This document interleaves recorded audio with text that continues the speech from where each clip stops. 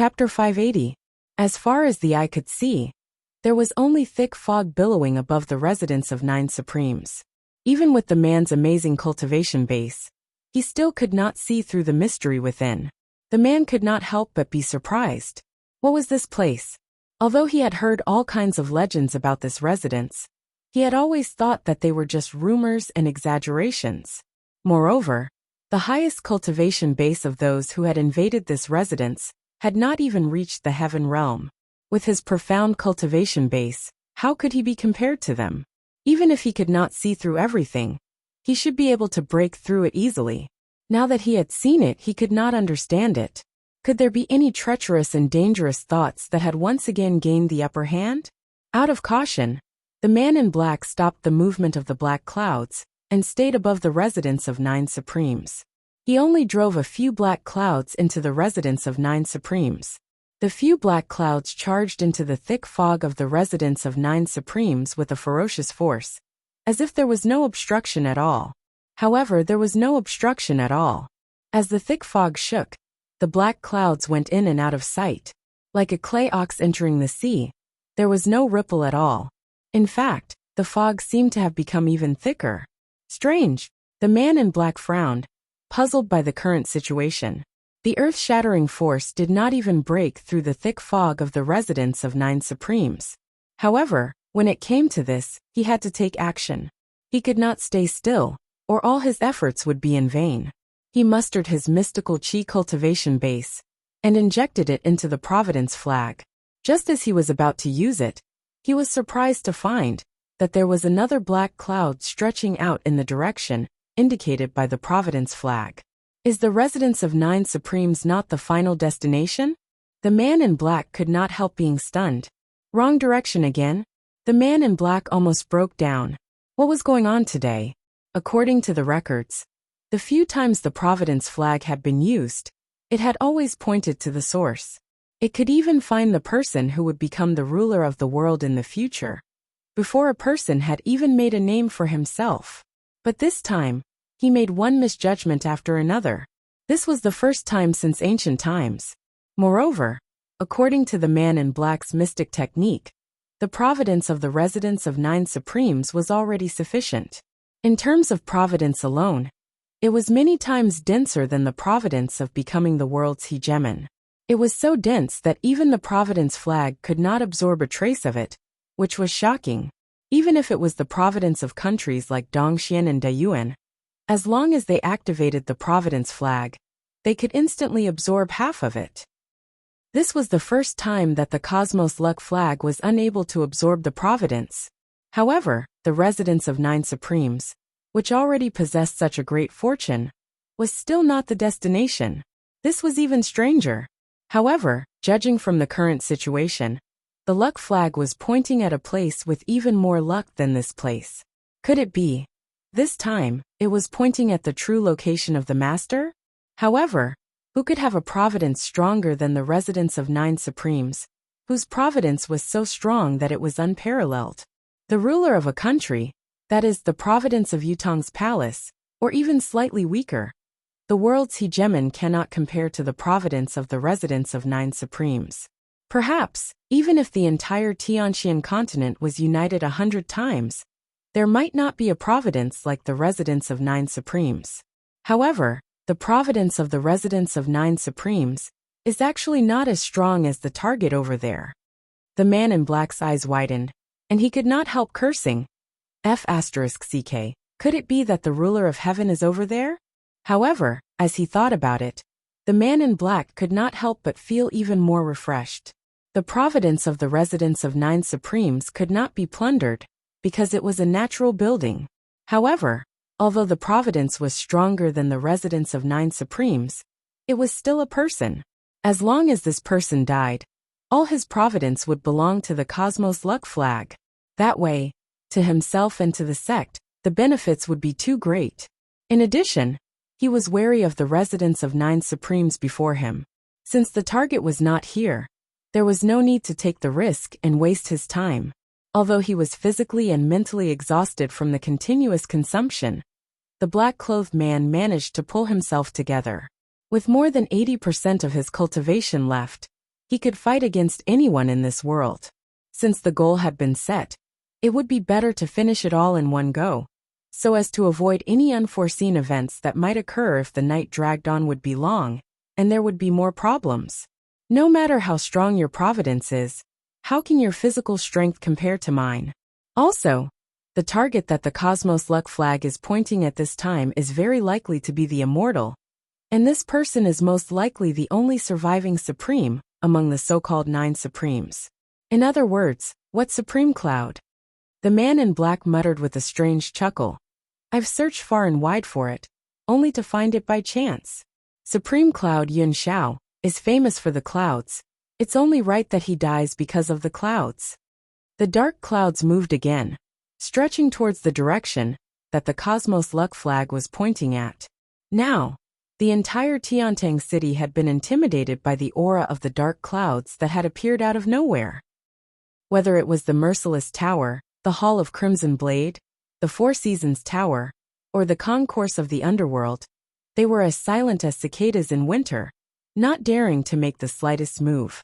On a faraway mountain, 2 silhouettes were hidden in the clouds, watching Tiantang City that was shrouded by the dark clouds from afar.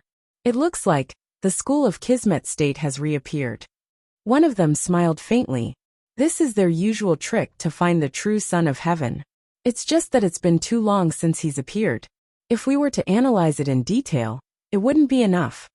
The other person's tone was mocking. There's no need to analyze it seriously. Who wouldn't be able to see through the trick?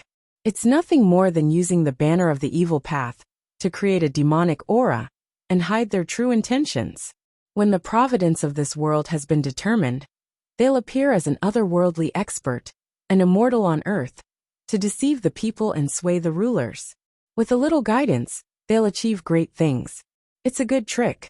Everyone in this world will fall for it the most. The first person smiled faintly and said, I wonder how this trick compares to the Four Seasons Towers. The other person scoffed. How can we compare? We're not on the same level at all.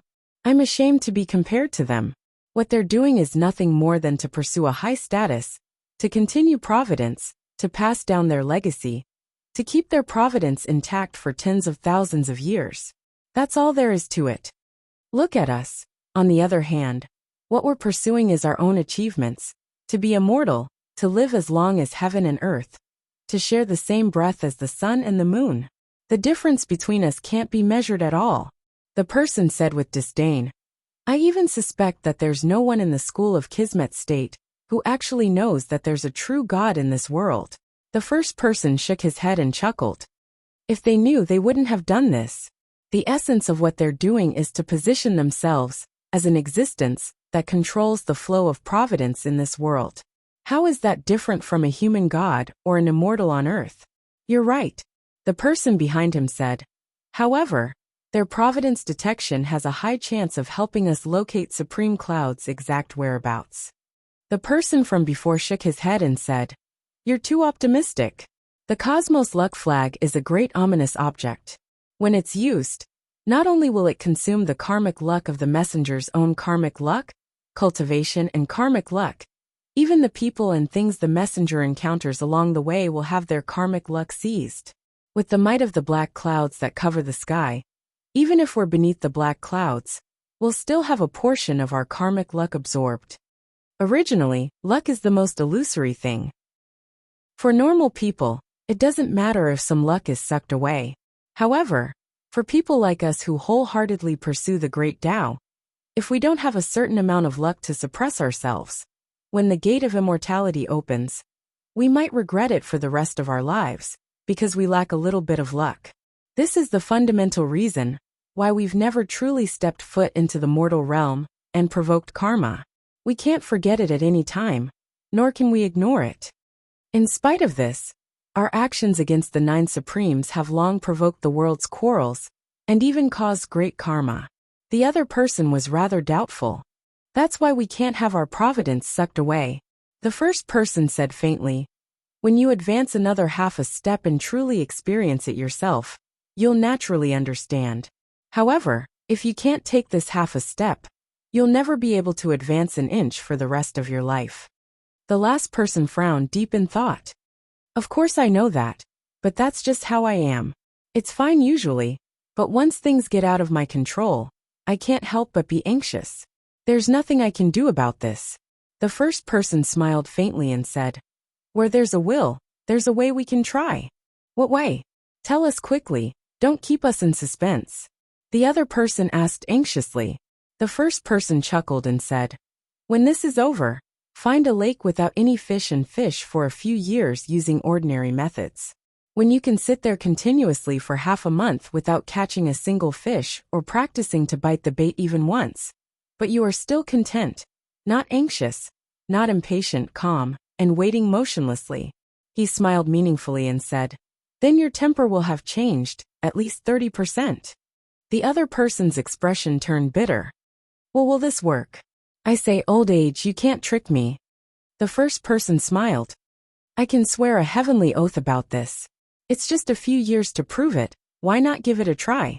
To you and me, a few years is just a single meditation." The other person was relieved and said, "Thank you for your guidance. I'll give it a try when I'm done here." "All right. Right, regarding the current changes, don't you feel that something is wrong?" The other person said, "Sword, Snow, and Frost are being a little too reckless." The first person seemed to be the Four Seasons Tower's Mr. Nyen. Upon hearing the question, he said faintly, "They are reckless indeed, but the three venerable lords haven't been doing well recently. Both venerable Lords Saber and Ice have fallen one after another. It's understandable that their state of mind is unbalanced. It's only human nature. Their level can't be compared to us after all. Although the current changes are a little odd, they're harmless and not out of control. If we can seize this opportunity to collect the dictum of death's karmic providence and suppress it into God's bone, it might not be a bad thing. Their recklessness is actually helping us. Furthermore, we can let the world know that the Four Seasons Tower is not to be trifled with. Messing with the Four Seasons Tower's higher-ups is courting death. There's no such thing as luck." "That's true." The other person frowned. "Then, what do you think is the possibility of Sword, Snow, and Frost betraying us?" Mr. Nyen's lips curled into a smirk as he uttered slowly, 100%. 100%? I thought that you've judged that the three of them have no rebellious intentions. If that's the case, then the three of them can't be left alive after this. Let's just let Saber and Ice fall one after the other, and let the brothers go to the netherworld together. There's no need to rush. I expect that these three people are determined to betray the Four Seasons Tower. They'll do everything they can, as long as they're allowed to stay in Tiantang City. I believe it won't take long for them to contact Supreme Cloud. Supreme Cloud is the Four Seasons Tower's biggest threat. How can they not contact him? As for us, we'll just wait for Supreme Cloud to show himself." Mr. Nyen smiled faintly. "Wouldn't it be a pity to miss such a great opportunity? It's easy for you to say. How do we confirm Supreme Cloud's true identity? If we miss, we'll be alerting the enemy. Have you forgotten?" Mr. Nyen looked at the person strangely. "The Nine Supremes' power of manifestation. Yes, yes, yes." The person was hit with a sudden realization. "The School of Kismet states matter. Are we going to participate or not?" asked another person. This time, Mr. Nyen was silent for a long time before he said, "As long as it doesn't affect our final plan, we'll ignore it for now. What if it does? Then let the School of Kismet state be cut off from the Tianxian continent. 10,000 years of heritage is a glorious thing, but it's also a heavy burden. Helping them to free themselves from this burden can be considered a form of merit. Isn't that right?" Mr. Nyen smiled. His lean face was filled with a sense of carefreeness. A gust of wind blew, and a cloud of mist drifted over, concealing the figures of the two men. When the cloud of mist drifted past, both of them had already disappeared along with it. Yin Yang stood in his courtyard, watching the dark clouds drifting about. His expression grew increasingly solemn, and he was unusually quiet. Jilingxi had been by his side all along. Looking at his darkening expression, she felt her heart clench as well. "To the palace," Yin Yang mumbled to himself. To the residence of Nine Supremes, Yin Yang's expression changed. It's changed its direction again. This time, Yin Yang's expression changed abruptly. A subtle feeling of impending doom filled his heart, his limbs turning cold. He instantly came to a conclusion.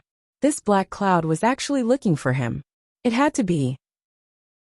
Although he did not know the background of this dark cloud, or how it could determine its direction, the conclusion he came to was that it was definitely coming for him based on everything that had happened before him. What's more, this time, he couldn't avoid it no matter what. He had to face it head on. The other party could come all the way from Dongxian to here. How could he hide? How could he escape? Thinking of this, Yun Yang felt his heart thumping wildly, as if it would jump out of his throat at any time. In spite of this, his face was still calm and composed, as steady as a mountain. Lingxi, the dark cloud in the sky is a little strange. Yun Yang's tone was relaxed. Have you seen such a strange phenomenon before? Have you heard of similar rumors? Ji Lingxi shook her head blankly and said, I've never seen it. I've never even heard of it. Yun Yang chuckled and said, What a coincidence. Me too. I've never heard of it, nor have I seen it. As he spoke, the dark cloud began to move again, moving at an extremely fast speed. Yun Yang glanced at it from the corner of his eyes, confirming that the tip of the cloud was coming from where he was. Lingxi, we've known each other for so long, Yun Yang said softly. But we've never really had a meal together. What do you think about this? Ji Lingxi turned to look at Yun Yang and asked, What? I remember you saying before that you're quite proficient in the art of cooking. Yun Yang smiled and said, Why don't you stir-fry 7 to 8 side dishes, just the two of us, and have a drink? Huh? Ji Lingxi lifted her head to look at Yun Yang's face in shock. What was wrong with him today? Why did this blockhead suddenly seem to be enlightened? He's actually asking me to have a drink alone? In spite of her doubts, Ji Lingxi's heart was suddenly filled with an ecstatic sweetness in the face of such a great temptation. She hummed in agreement with her head lowered and looked at the tip of her toes, asking softly, What do you want to eat? Yun Yang's gaze was still warm as he looked at Ji Lingxi, but his attention had long been attracted by the approaching dark cloud. He urged with a smile, Anything, anything. I'll eat whatever you make. Ji Lingxi blushed, thinking that this fellow had really been enlightened. He could actually speak so well now. This happiness had come too suddenly, too abruptly. Go on then. Yun Yang said warmly. Today is a good day. We can be considered to be enjoying ourselves under the moonlight. The scenery is quite nice. Ji Lingxi hummed in agreement, feeling even hotter than before. Her face felt like it was about to catch fire. She thought to herself, If you could speak so well and be so sensible earlier, I wouldn't have to suffer for such a long time. Right? If you know how to cook, it's best to stew a chicken soup. Pay attention to the heat. This kind of soup tastes the best in this weather. It's a perfect match, Yun Yang said, drooling. All right. Ji Lingxi said, I'll do it right away. At this moment, the little girl's heart was filled with joy and sweetness. She had long been looking forward to the meal that was about to come. She had cooked the dishes herself, cooked the delicacies, and there would only be 2 people, him and her. Well, what kind of feeling was this? It was like a young couple spending their days together, the wife cooking and the husband waiting to eat. The warmth and sweetness was simply. The more she thought about it, the more shy she felt, the sweeter she felt. The more she thought about it, the more she looked forward to the arrival of the dreamlike meal. She could not help but say, I'll do it right away. I'll do it right now. Wait for me. Yun Yang nodded and said, All right. Remember to be careful. Don't burn yourself. You're the stupid one. Ji Lingxi was overjoyed. She did not doubt Yun Yang's sudden enlightenment, thinking that it was due to his sincerity that the wood had finally cracked. She almost skipped away as she left. At this moment, all the negative emotions that had accumulated during this period of time. No, all the troubles in this world had left her. She felt light as a feather, as if she was about to fly. Watching Ji Lingxi enter her room, Yun Yang finally heaved a sigh of relief. This stubborn girl had finally left his side. She did not have to accompany him to face such a huge risk. To cook, especially stew, just the chicken soup alone could not be completed without at least 2 hours of heat control. The dark clouds were about to reach the top of his head. A faint smile hung at the corners of Yun Yang's lips as he murmured, I, Yun Yang, have done many things since I came back from Tianxian Cliff. But I didn't expect that I would still be unable to escape death in the end. Come, I've stayed in this world long enough. It's a pity that my revenge isn't complete. There are still some regrets to be had. Faced with such a situation, my brothers won't blame me even if I meet them in the underworld. Yun Yang wore a faint smile as he lifted his head to look at the dark clouds that had already reached the top of his head. They grew thicker and denser as they moved towards him. Amidst the dark clouds, a silhouette could be vaguely seen. The eyes that were filled with cruelty were already locked onto him. There was a hint of a cruel smile on the face and the corners of the lips. Yun Yang smiled faintly. With a clang, he drew his saber in his hand. Even if he were to die, he would draw his saber and fight to the bitter end. The wind howled as Yun Yang's purple robe fluttered in the wind. The dark clouds came crashing down, casting the heaven and earth into darkness. Within a radius of tens of thousands of feet, it was so oppressive that everyone could hardly breathe. A maniacal laugh rang in the air. Found you. Chapter 581. Everything seemed inevitable, but the development did not go as Yun Yang had imagined.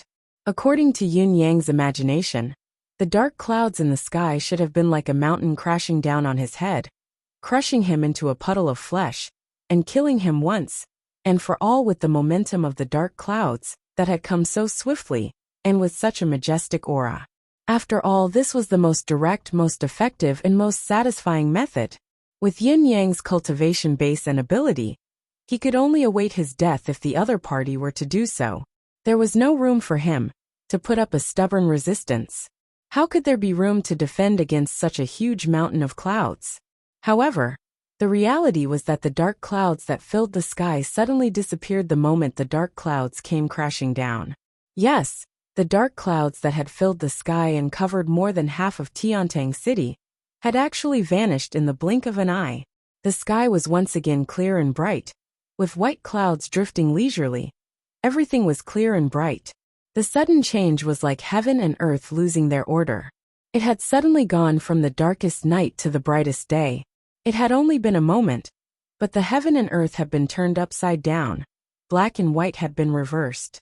Countless people felt the discomfort of the blinding light. Only Yun Yang did not. His eyes had narrowed to the size of pinholes as he tried his best to focus on the sky. Although the dark clouds in the sky had dissipated, there was still a strange black flag that fluttered in the wind. It was eerie and eerie. Under the black flag, there was another silhouette that had fallen like a meteor. It was a thin man in black with a thin face and an indescribable air of eeriness lingering around him. What caught Yun Yang's attention was the person's right hand that was glowing with an extremely dark luster. His face was filled with a cruel smile of relief as he charged towards Yun Yang like a bolt of lightning. The right hand was aimed at Yun Yang's vital right chest. Yun Yang had already sensed the other party's appearance. He was even more prepared to counterattack at any time as he charged down. However, when the man in black came right in front of him, Yun Yang felt that he could not move at all. He could not even move his body or blink his eyes, let alone evade or counterattack. The other party's aura had completely locked onto Yun Yang. The chi lock that was dozens of times stronger than before rendered Yun Yang immobile. Even each strand of hair on his body was restrained by the other party's chi. The only thing he could do was to look on helplessly as this thunderous palm slammed towards his chest. He even saw that the black flag in the sky had turned upside down without anyone controlling it, and the tip of the flag was pointing straight at his chest. It turned out that the opponent's seemingly superfluous action was only to ensure that he would personally kill him, to prevent any possible unforeseen circumstances. Yun Yang sighed softly in his heart, but a smile hung on his face despite being trapped in a life-or-death situation. Finally, this moment had arrived. Finally, the day had come. In the end, he still couldn't escape death. His unease during this period of time, and today's ominous omen had all been verified today. The other party had used the ghost flag as a support, and found him easily with its help. He also possessed an undefeatable cultivation base, and did not even give Yun Yang a chance to speak. His murderous intent was unwavering. Yun Yang could not control any aspect of the other party. Even if he had 1,000 tricks up his sleeves, what could he do? He could only sigh helplessly. He could not evade the other party's marvelous trick no matter what. This is my fate.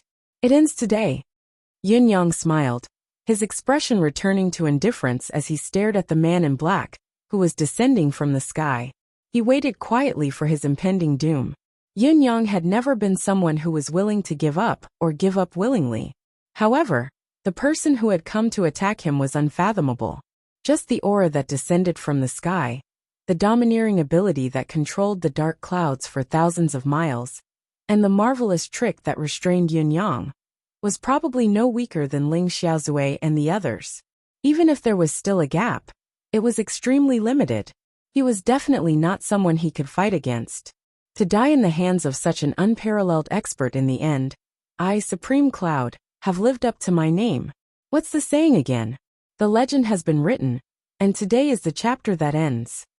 Yin Yang knew that he could not fight back, so he let go of his emotions and muttered self-deprecatingly in his heart. However, at this delicate moment, he heard an exclamation, an extremely shrill one. Yin Yang's heart skipped a beat. Jilingxi. Just as the name surfaced in his heart, he felt a soft body rush into his embrace at a speed faster than lightning. Yin Yang did not even have the time to grieve. There was only endless bewilderment. The attack of the person who had come from the sky was like thunder and lightning, intended to kill. Even if Jilingxi were to be replaced with Ling Xiaozui, it would be impossible for her to rescue him in such a short period of time. Then, how did Jilingxi do it? Just as the thought rose in his mind, he felt a wave of sorrow spread like a tidal wave. Lingxi! Yin Yang cried out loud. Under the extreme grief, his potential had broken through his limits, actually breaking through the layers of qi lockdown, and he let out an anguished wail. In his embrace, the soft body was still hugging him tightly, arching her frail spine to receive the fatal blow. Jilingxi was overjoyed to hear that her sweetheart was enlightened. She hurriedly busied herself in the kitchen. Suddenly, she recalled that they would have to drink together later, but the weather was so cold. Should the wine be warmed up? Although this was only a minor detail, his sister-in-law had told him before that men often didn't pay attention to the details, but they cared about the consideration. Since he had perfected this aspect, he should be able to win his sweetheart's favor. She did what she wanted to do. She quickly returned to her room to retrieve the amethyst gold gourd. Her amethyst gold gourd was not a remarkable item, but it was an instrument her brother often used to store wine at home. She remembered her brother saying that warming wine with this amethyst gold gourd was the most delicious thing in the world. Jilingxi had planned to fight a long battle in search of her brother this time, so of course she had brought along the superb wine instrument her brother had been praising. Everything had been going well, but as soon as he stepped out of the door, he saw Yin Yang in a life-threatening situation. His mind went blank. He did not even know what he was thinking, nor did he know how he had done it. There was only one thought in her mind. I want to block it for him. Even if I die, he can't die. Therefore, she dashed over with all her might, like a white steed galloping across a crevice. In a blink of an eye, she was already in Yin Yang's embrace. It was also at that moment that she arched her back as hard as she could. There was really nothing else in her mind, only one thought. Even if I die, he will still be hurt, but with me as a buffer his injuries will be lighter. At this very moment, amidst Yin Yang's heart-wrenching roar, the savage laughter of the man in black who was hovering in the sky could be heard. Faced with the uninvited guest who had suddenly intervened, the man in black did not reduce his strength. Instead, he increased his strength. How loyal of you. You want to risk your life to save someone? I might as well grant your wish to be a pair of lovebirds that share the same fate. He laughed delightfully and with a loud bang. His palm landed solidly on Jilingxi's back. The strength contained in this palm strike was enough to flatten a small mountain. Yin Yang's heart was pounding. He would rather die than to let Jilingxi be hurt in the slightest. That was eighth brother's younger sister. He had racked his brains and spouted nonsense just to let Jilingxi escape this calamity. As long as he was dead, the ambusher might not kill anyone else in the residence of Yin. However, he had never expected that this stubborn lass would still manage to catch up to this scene, and even forcefully intervene in it. How could Jilingxi's frail body withstand such a powerful palm strike? Yun Yang even wanted to curse the man in black. Why can't you attack faster with such a strong cultivation base? How could you allow a girl to enter your attack range? Why the F***CK did you retract your cloud just now? Why did you reveal yourself? Are you in a concave pose? If you had just killed me, this wouldn't have happened. However, at this very moment, Yun Yang, the man in black, and Ji Lingxi heard the angry curse coming from somewhere at the same time. Chapter 582. No one knew where the voice came from. It seemed to come from the sky, from the ground, from the heart, from the consciousness, or from the depth of the soul. Yet, they had heard it clearly. Moreover, one could clearly sense that this voice was filled with anger, grievance, helplessness, and a hysterical unwillingness. There were so many complicated emotions, but Yun Yang and the other two could feel it clearly in this short moment. They could understand it, as if they were experiencing it themselves. And then, bang! The man in black's palm strike landed on Ji Lingxi.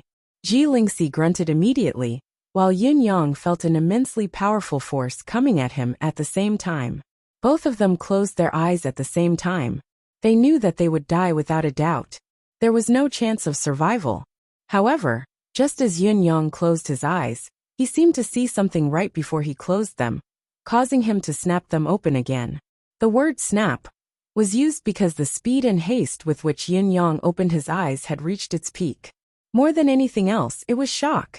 The next moment, boom, an extremely loud collision sound rang out with a loud rumble. Yun Yang was dumbstruck, like a fool, but he did not mourn. The moment before Yu Lingxi was struck by the other party's fatal attack, he had clearly seen a ray of red light emerge from Ji Lingxi without warning. It was the red light that had sent him flying the other day. The red light had only flashed for a moment, but the black-clothed man's palm strike had landed solidly on the red light. Only then did an earth-shattering sound resound. Did this mean that Ji Lingxi was actually fine? At least, it seemed like perhaps she had not perished from the attack just now. Although Yun Yang had seen it with his own eyes, although he hoped that it was true, although the reality was right before his eyes, he still dared not believe it. It was unbelievable. What was going on? Pfft! The man in black suddenly trembled without any warning, and spat out a mouthful of blood. He let out a scream. You. Then the seemingly invincible black-clothed figure, who had descended from the sky, abruptly bounced back. His back was facing backward, and his arms and legs were dangling in front of his body. With this posture, he shot straight into the sky like a cannonball. Yun Yang could still see clearly that the man in black's face was filled with endless shock. It was a kind of extreme fear towards the unknown that one could not understand. His shocked expression became more and more distant. In the blink of an eye, he had already become a black dot in the sky. Wherever the little black dot passed, a trail of blue flames would appear in the air. It was obvious that the little black dot's speed was too fast, and the friction was too great, causing the air to ignite. So fast. Yun Yang was shocked as well, a mixture of bewilderment and shock. What was going on? Aren't you here to kill me? Of course he couldn't see that cold killing intent just now. But why did he suddenly display such a shocking speed and leave in such a hurry? What exactly are you trying to do? Just as Yun Yang was deep in thought, the tiny black dot in the sky sped up instead of slowing down and disappeared without a trace. Yun Yang, who was hugging Ji Lingxi in his arms, felt his mind go blank. Countless question marks assaulted him. No matter how intelligent he was, he still could not comprehend the strange phenomenon before him. This man in black's aura is astonishing. His cultivation base is so strong that it's difficult for me to match him. Besides, the malicious intent that he had when he descended from the sky has already shown that he's not here with good intentions. I believe that even if all the experts in Tiantang City were to gather, it would still be difficult for them to defend against his destructive strike just now. Forget about being forced. Just his last move of shooting up into the sky like a rebound, and still being able to display such shocking speed in such an awkward posture. His cultivation base is already frightening enough. Just based on the speed at which he shot into the sky with his back and disappeared from sight, I'm afraid he's already above Ling Xiaozui's. Could it be that this person is the unrivaled expert in this world? Yin Yang pondered silently. Then why did he leave? The killing intent just now wasn't fake at all. It's definitely not a joke. What is he trying to do? I can't figure it out no matter how hard I think about it. However, the most fortunate thing is that Lingxi isn't really injured. Could it be because of that sudden flash of red light? I didn't feel him retracting his force at all then, but I didn't feel any truly damaging force coming at me either. Could it be that he retracted it at the last moment? Yin Yang's cultivation base was growing more profound by the day, and he was even connected to the man in black's aura just now. Naturally, he could sense the mystery behind it. However, Ji Lingxi, who was in Yin Yang's embrace, was not injured, but her entire body was stiff. After all, the sudden turn of events just now was completely different from what he had imagined. Furthermore, he was anxious and worried. Even though he was not really injured, he was still confused, unable to determine the current situation. The only feeling Yin Yang had right now was that what he had encountered today was the strangest day he had ever experienced since he was born. Just as Yin Yang's mind was still a mess, and he was frowning at the sky, he was surprised to see that the black dot in the sky had appeared once again. However, the speed of its movement this time was much slower than before. It was like heaven and earth compared to before. Regardless, the man in black was still descending from the sky once more. Was this the second coming of the nightmare? As the figure came closer, Yin Yang could see the man's black robe fluttering and his hair dancing. His eyes especially were still filled with shock, but at the same time, there was an indescribable cruelty and bloodthirst. He still hadn't given up? Yin Yang's heart skipped a beat. Seeing that the man in black was getting closer and closer, they would meet again in another 200 feet. Yin Yang instinctively circulated his cultivation base. Even though he knew that he was no match for the man, he had to fight with his life on the line. Just now, his chi had been sealed and he could not move. Now that he had regained his mobility, he had to fight with all his might. He would rather be beaten to death than be scared to death. Waiting for death was Yin Yang's style. However, just as his hand touched the saber's hilt, there was another shocking turn of events. Boom! The black-clothed man's body suddenly disintegrated in midair without any warning. It was an extreme disintegration. His flesh and blood exploded like fireworks.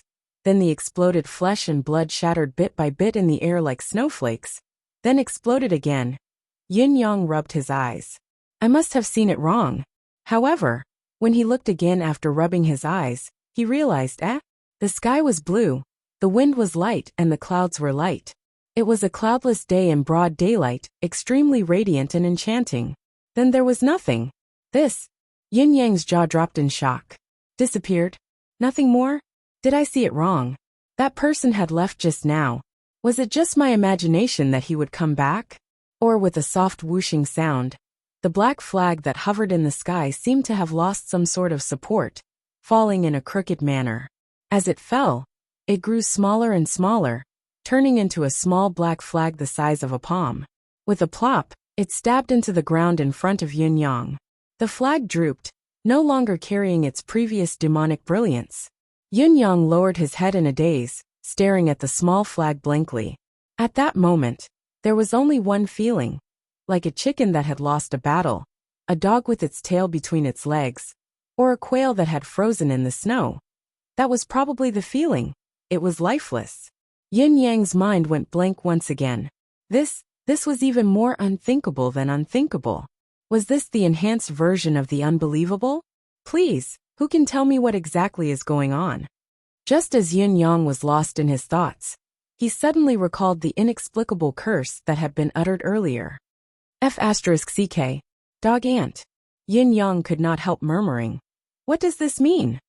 It sounded like a curse, but I've read a lot of books and memorized the past and present, but I've never heard such a fresh and refined curse before. Chapter 583. Yin Yang's thoughts were muddled, completely overwhelmed by the series of events that should not have happened, that could not have happened. The series of strange events had already far exceeded Yin Yang's understanding of this world's cultivators. Even before he lost his cloud manifestation, Yun Yang knew that it would be difficult for him to gather such a massive amount of cloud qi, not to mention the terrifying power contained within the dark clouds. Then there was the cultivation base of the assailant in black. Yun Yang could confidently conclude that his cultivation base was no weaker than Ling Xiaozui, Jun Moyan, or even Mr. Nian. Even now, Yun Yang was still stiff. His heart was still thumping wildly, as if it could jump out of his mouth at any time. The thick sense of death that had surrounded him earlier had yet to dissipate. His hairs were still standing on end, as he remained in a creepy state. It was a situation where he had to die. There was no chance of survival. The real black clouds, the real monstrous demonic flames, the real expert, the real killing intent, the real killing move, the real certain death, the real. Even that malevolent face, that hand that was already in front of him to save his life. Everything was so real. There was not a hint of falsehood in it. Yun Yang could guarantee and affirm that everything that had happened was real, and had really happened before. The speed of the man in black, when he left, had definitely exceeded Yun Yang's understanding of cultivators. Even Ling Xiaozui and Mr. Nian did not have such an astonishing speed. In spite of this, everything, all the surprises, had faded into nothingness along with the loud snap. It was as if nothing had ever happened. The sky was clear as far as the eye could see, with only white clouds drifting about. Everything around him was no different from usual. He could still hear the whispers of the people on the street from afar, the voices growing louder and louder, lingering in his ears. Yun Yang heaved a long sigh. He was finally sure of one thing. The crisis was over, the death threat had been averted. Although the encounter was equally inconceivable and unbelievable, it had truly been averted. In his embrace, Ji Lingxi was still in the same position as before, hugging him tightly, her back arching with all her might. Warmth and gratitude rose from the bottom of Yin Yang's heart. At the same time, there was a subtle feeling of sharing life and death with you. It was as if the woman in his arms was inextricably linked to his life at this moment. I'm alive, you're in. You die, I go. A phrase that Yun Xiaoyao often said suddenly rang in his ears. What is the most important thing in this world? Life. If one day, there is a man who can give up his life for you, then, if he is a man, he must be the most trustworthy brother in your life. If he were a woman, he would be the woman who loves you the most in this world. Encountering such a brother is a peerless true love that I might not be able to encounter even in 3 lifetimes. You don't be too far away. Encountering such a beauty is a true love that you may not be able to meet in your entire life. You must not let her down. Yun Yang was shaken to the core. The most trustworthy brother, do not be far away. An eternal true love, do not let it down. Yun Yang sucked in a deep breath. I won't leave you. And I won't disappoint you. Looking at Ji Lingxi, Yun Yang suddenly felt a sense of peace and tranquility surge within him. It was as if his life was fulfilled with this woman by his side. Lingxi, Yun Yang murmured. Yun Yang smiled warmly. Then, a thought flashed through his mind. The beam of red light that had appeared on Ji Lingxi just now, and the person who had cursed him. Could that person be the same person who had accidentally touched her body and sent him flying?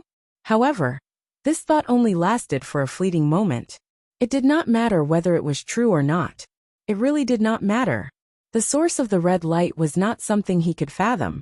Just like how Lao AI could think of a power that far surpassed the limits of this world. Even if he forced himself to think about it, or even to understand it, it would not be beneficial at all. When Yin Yang snapped out of it, the first thing he did was to pat Ji Lingxi's shoulder gently and say softly, Lingxi, it's all right now. Don't worry. As he comforted her, Ji Lingxi's body shuddered. She lifted her head shakily, and focused her gaze on Yun Yang's face. Her eyes were still filled with confusion, before an inexplicable sadness appeared. She reached out to caress Yun Yang's face and asked softly, Yun Yang, are we dead? Dead? Yun Yang could not help blinking. Were they really dead? He had encountered too many mysteries today, too many inconceivable things. Even if they were really dead, it did not seem impossible for them to enter the netherworld. I only hoped that you could live on.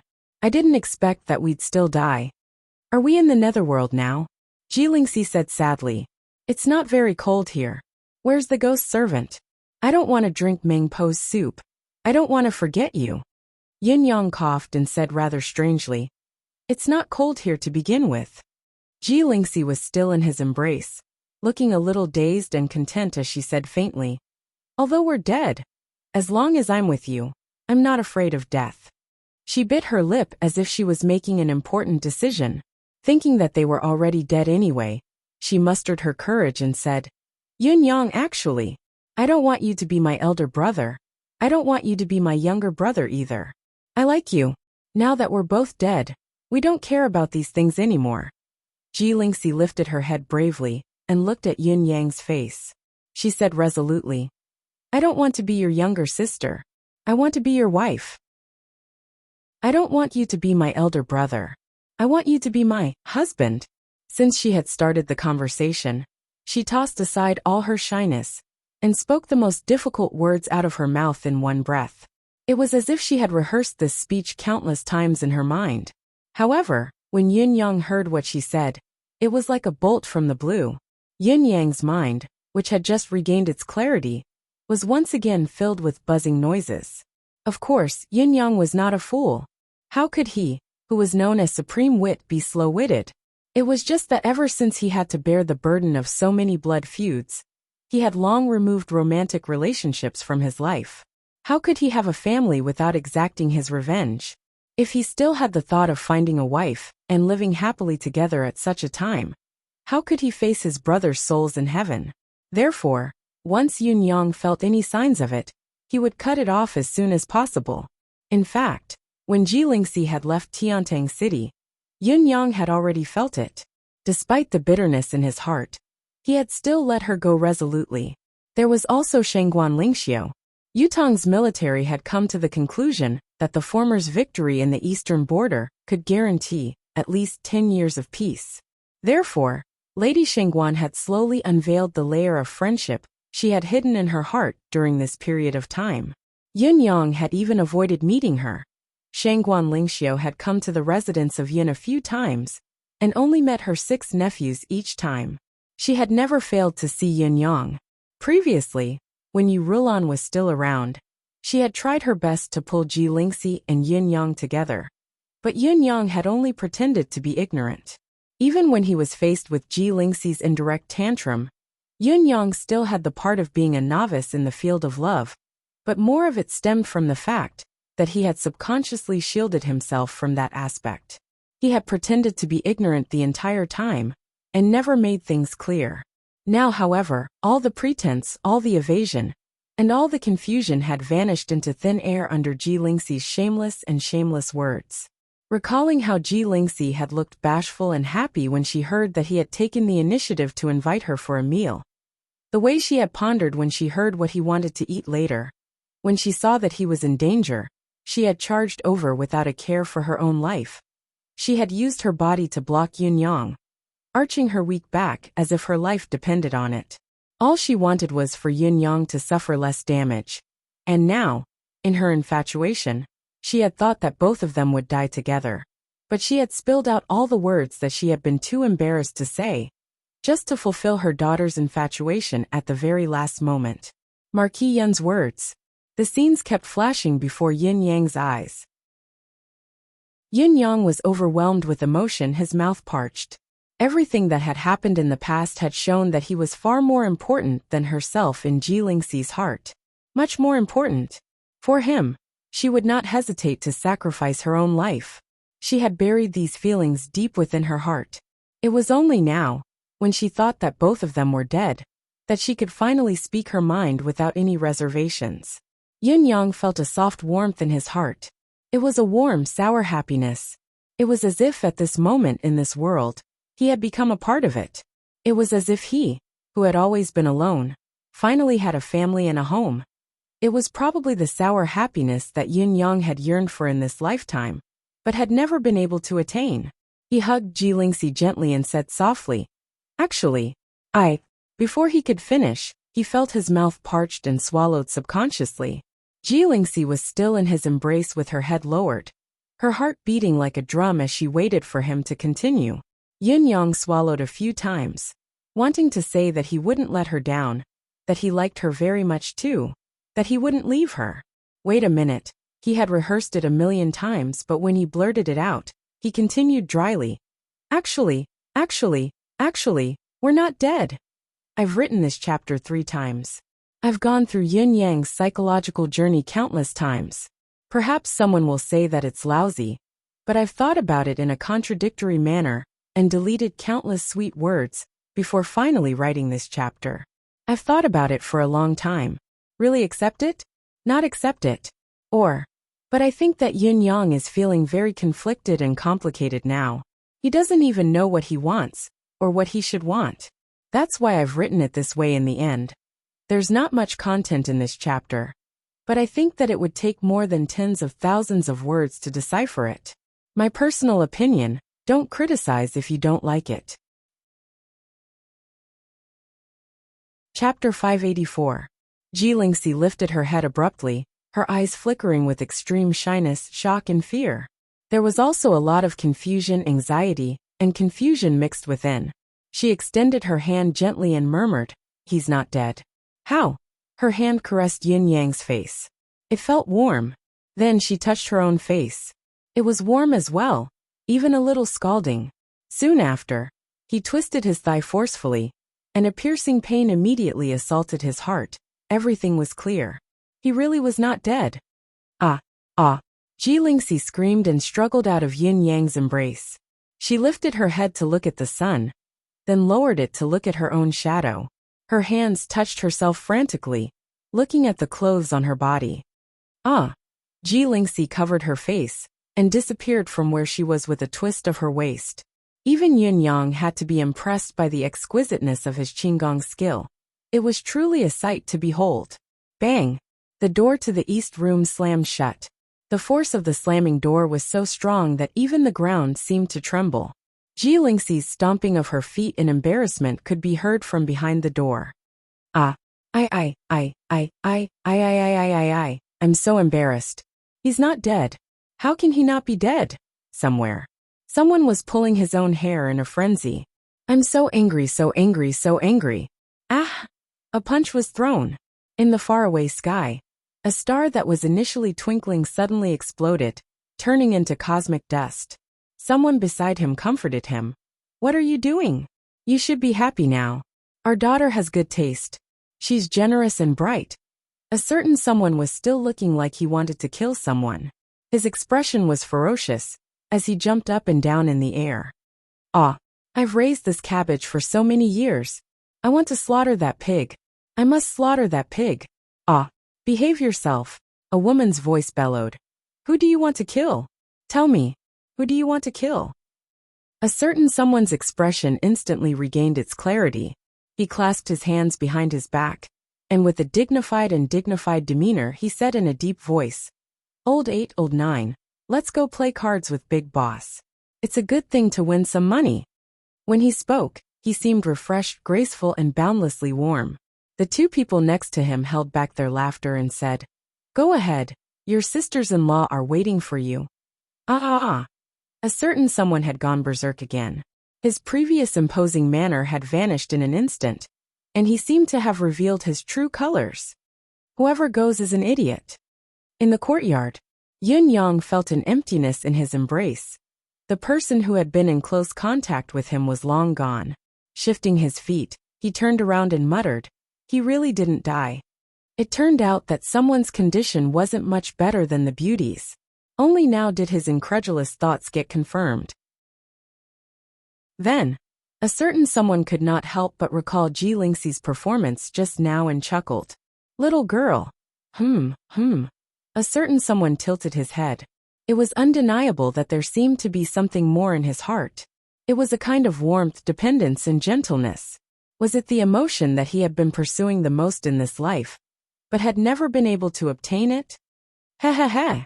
Yin Yang chuckled dumbly and lowered his head to look at the small flag on the ground, murmuring, What is this?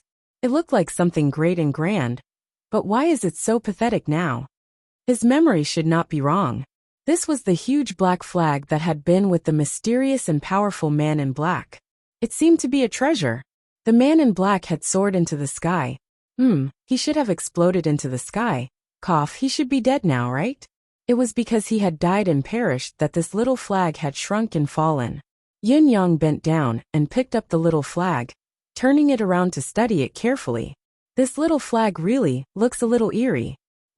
That's not right. There seems to be something odd about this flag. It's a familiar feeling? Yin Yang toyed with the small black flag, and actually felt a sense of familiarity. The sense of déjà vu was hard to suppress, and he could not help frowning in deep thought. When have I seen this thing? That's not right, I've never seen it before. If I had, I wouldn't have forgotten about such a strange thing. But this familiar feeling, what's going on? It looked like there was going to be another incredulous incident today. Just as he was pondering and letting his imagination run wild, he suddenly felt an indescribable power from the flag. It flowed along his hand that was holding the flagpole and slowly entered his body. Then it disappeared. As for that force, Yin Yang frowned as his thoughts raced. He suddenly recalled that it was when he was in the Empire of Zio. He had once used the Empire of Zio's imperial seal and allowed Emmy to absorb the people's willpower and the nation's providence. The force before him seemed to be very similar to the nation's providence. No, it was almost the same thing. However, how could there be such a force of providence on a flag, and on such a strange and sinister artifact at that? Furthermore, this force of providence did not belong to mystical chi cultivation. He did not know how to absorb and manipulate it at all. Only Emmy knew.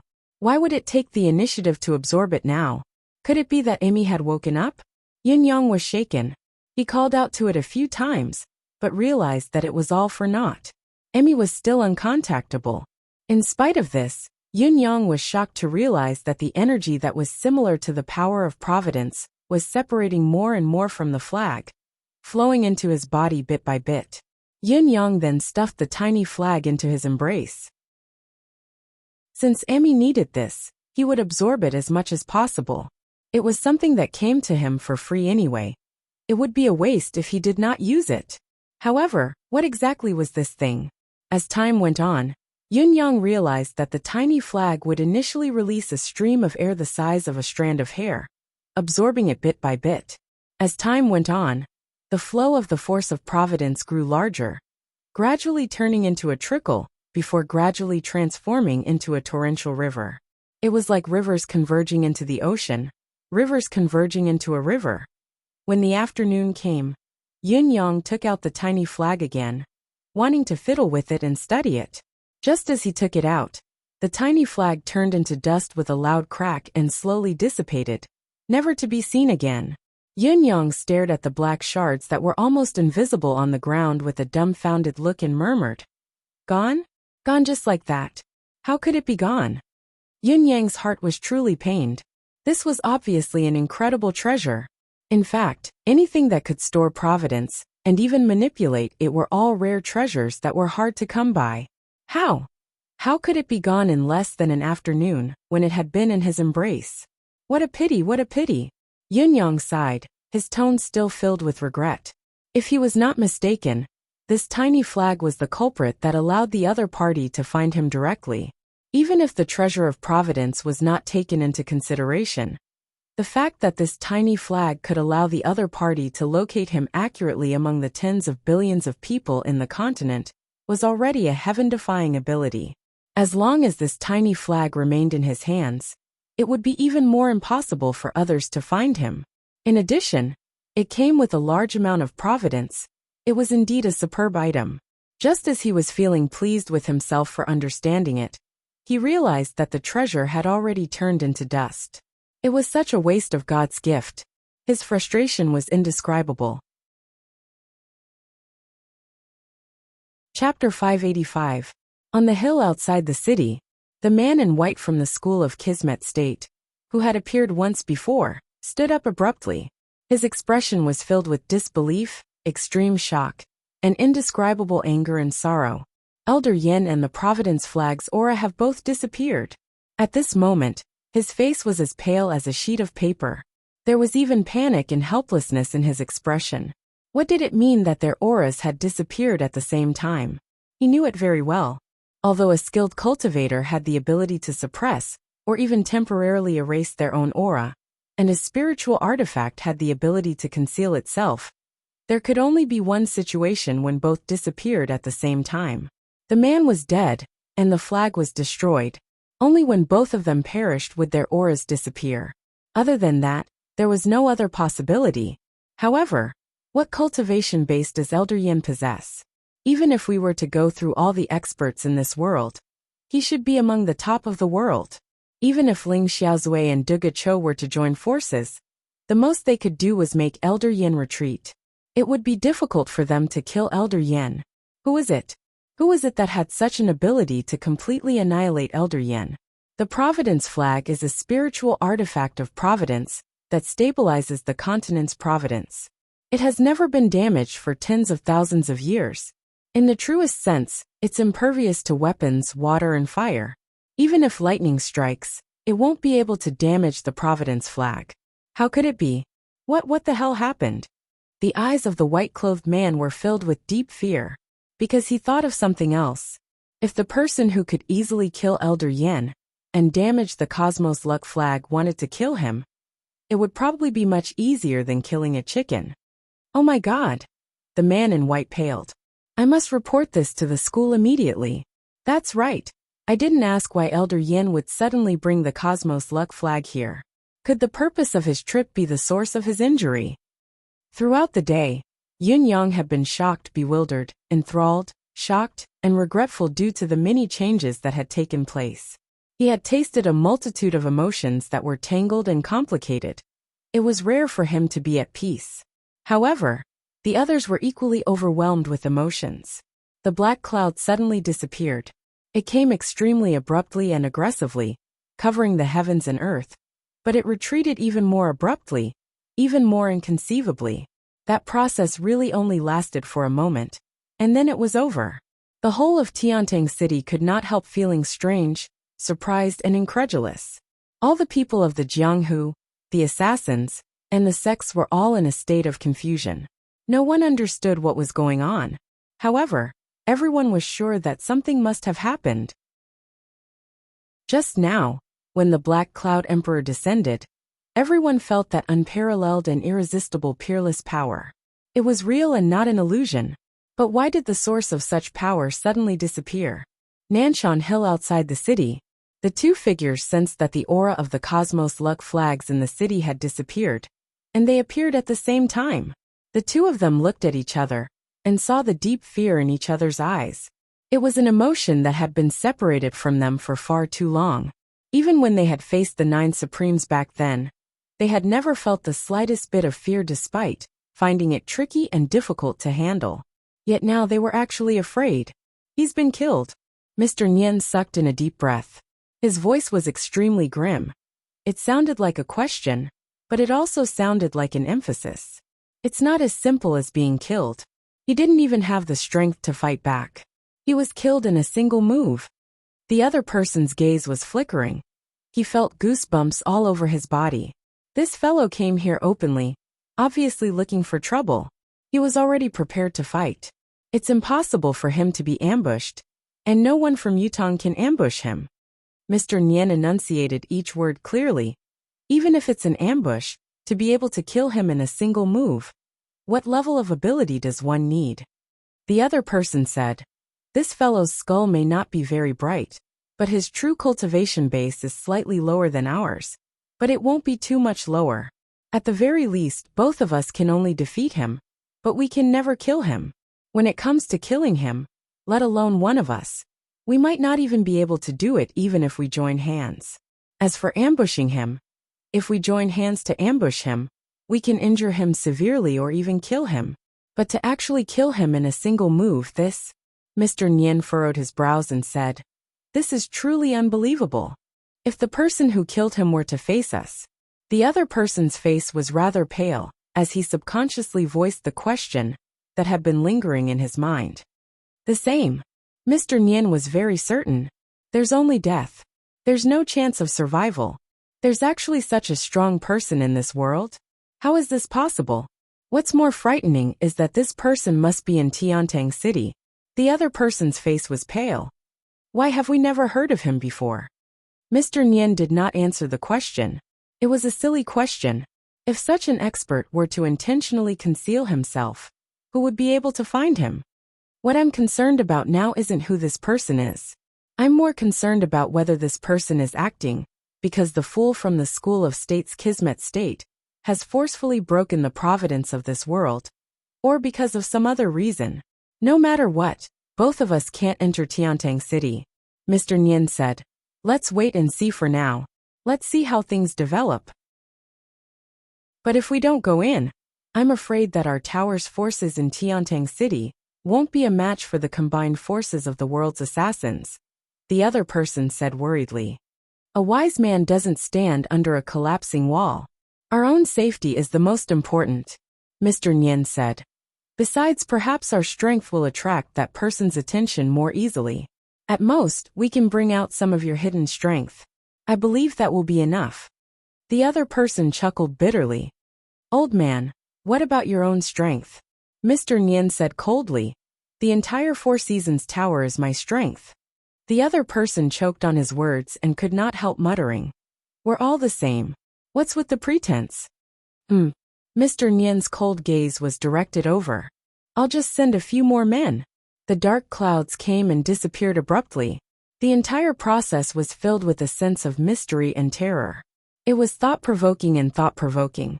In spite of this, the tense atmosphere in Tiantang City, that was initially at daggers drawn, was suddenly relaxed.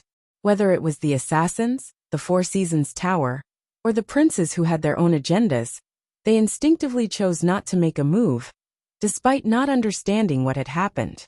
The top-notch assassins who had entered the city, because of the dictum of death, would hear about the incident as soon as they entered the city. All the assassins who had taken advantage of the situation were groaning inwardly. F***ck. The dictum of death had finally appeared in the world. They had thought that spring had arrived for the assassins. But now that they had arrived, they realized that this was spring? This was obviously the harsh winter. Chapter 586. Come to think of it, it had been a long time since the dictum of death had appeared. The owner of it would definitely not be a simple character. The fact that he had to use the dictum due to certain incidents had already proven that the consequences of the dictum of death's reappearance would not be easy. The participants who were involved due to the dictum of death would not be able to reap any benefits easily. Before the owner of the dictum of death could say anything further, the assassins in the meeting had already been dealt a heavy blow. The dark clouds and the frightening aura were not something that an ordinary person could bear. Therefore, it was better for them to observe for a few days before deciding what to do next. Yun Yang did not make any moves in the following period of time. Firstly, the matter that he had wanted to instigate previously was no longer an opportunity due to the sudden change in the situation. It would be useless to act rashly. Secondly, the conflict between the Four Seasons Tower and the assassins did not erupt due to this incident. Thirdly, which was also the most fundamental reason, the assassins that Yun Yang had hoped to see the most had yet to arrive. Ouyang Shaoxi, for example. Yun Yang had been thinking about the strange red light on Jilingxi for the past few days. He had been thinking about the attack from the man in black, the disintegration in the air, and the hidden power of the red light. Yun Yang was now certain that the man in black must be dead. He had exploded and died. He could not have been more dead. Moreover, he did not hold back in his attack at all. All the force had been directed at Jilingxi. Then there was the red light. It was the red light that had blocked the attack. Yun Yang had even boldly come up with a terrifying conjecture. Not only had the red light stopped the man in black's attack, it had even retaliated. The man in black had been sent flying at a speed that was far beyond Yin Yang's knowledge. It was not his own ability, but he had been sent flying by the force of the red light. When he landed, he had disintegrated instantly. Yes, he had been killed. When Yin Yang first thought of this, he wanted to overturn his conjecture almost immediately. It did not make sense. It did not make sense at all. He was well aware of Jilingxi's cultivation base. Her own cultivation base was much weaker than his. How could she have the ability to send the man in black flying, and even kill him from the recoil? However, after thinking about it again and again, This situation seemed to be the only suitable explanation for the current situation. There was only one possibility left. Although the red light was incredibly powerful, it did not originate from Jilingxi's cultivation base. It would only be effective when Jilingxi's safety was threatened.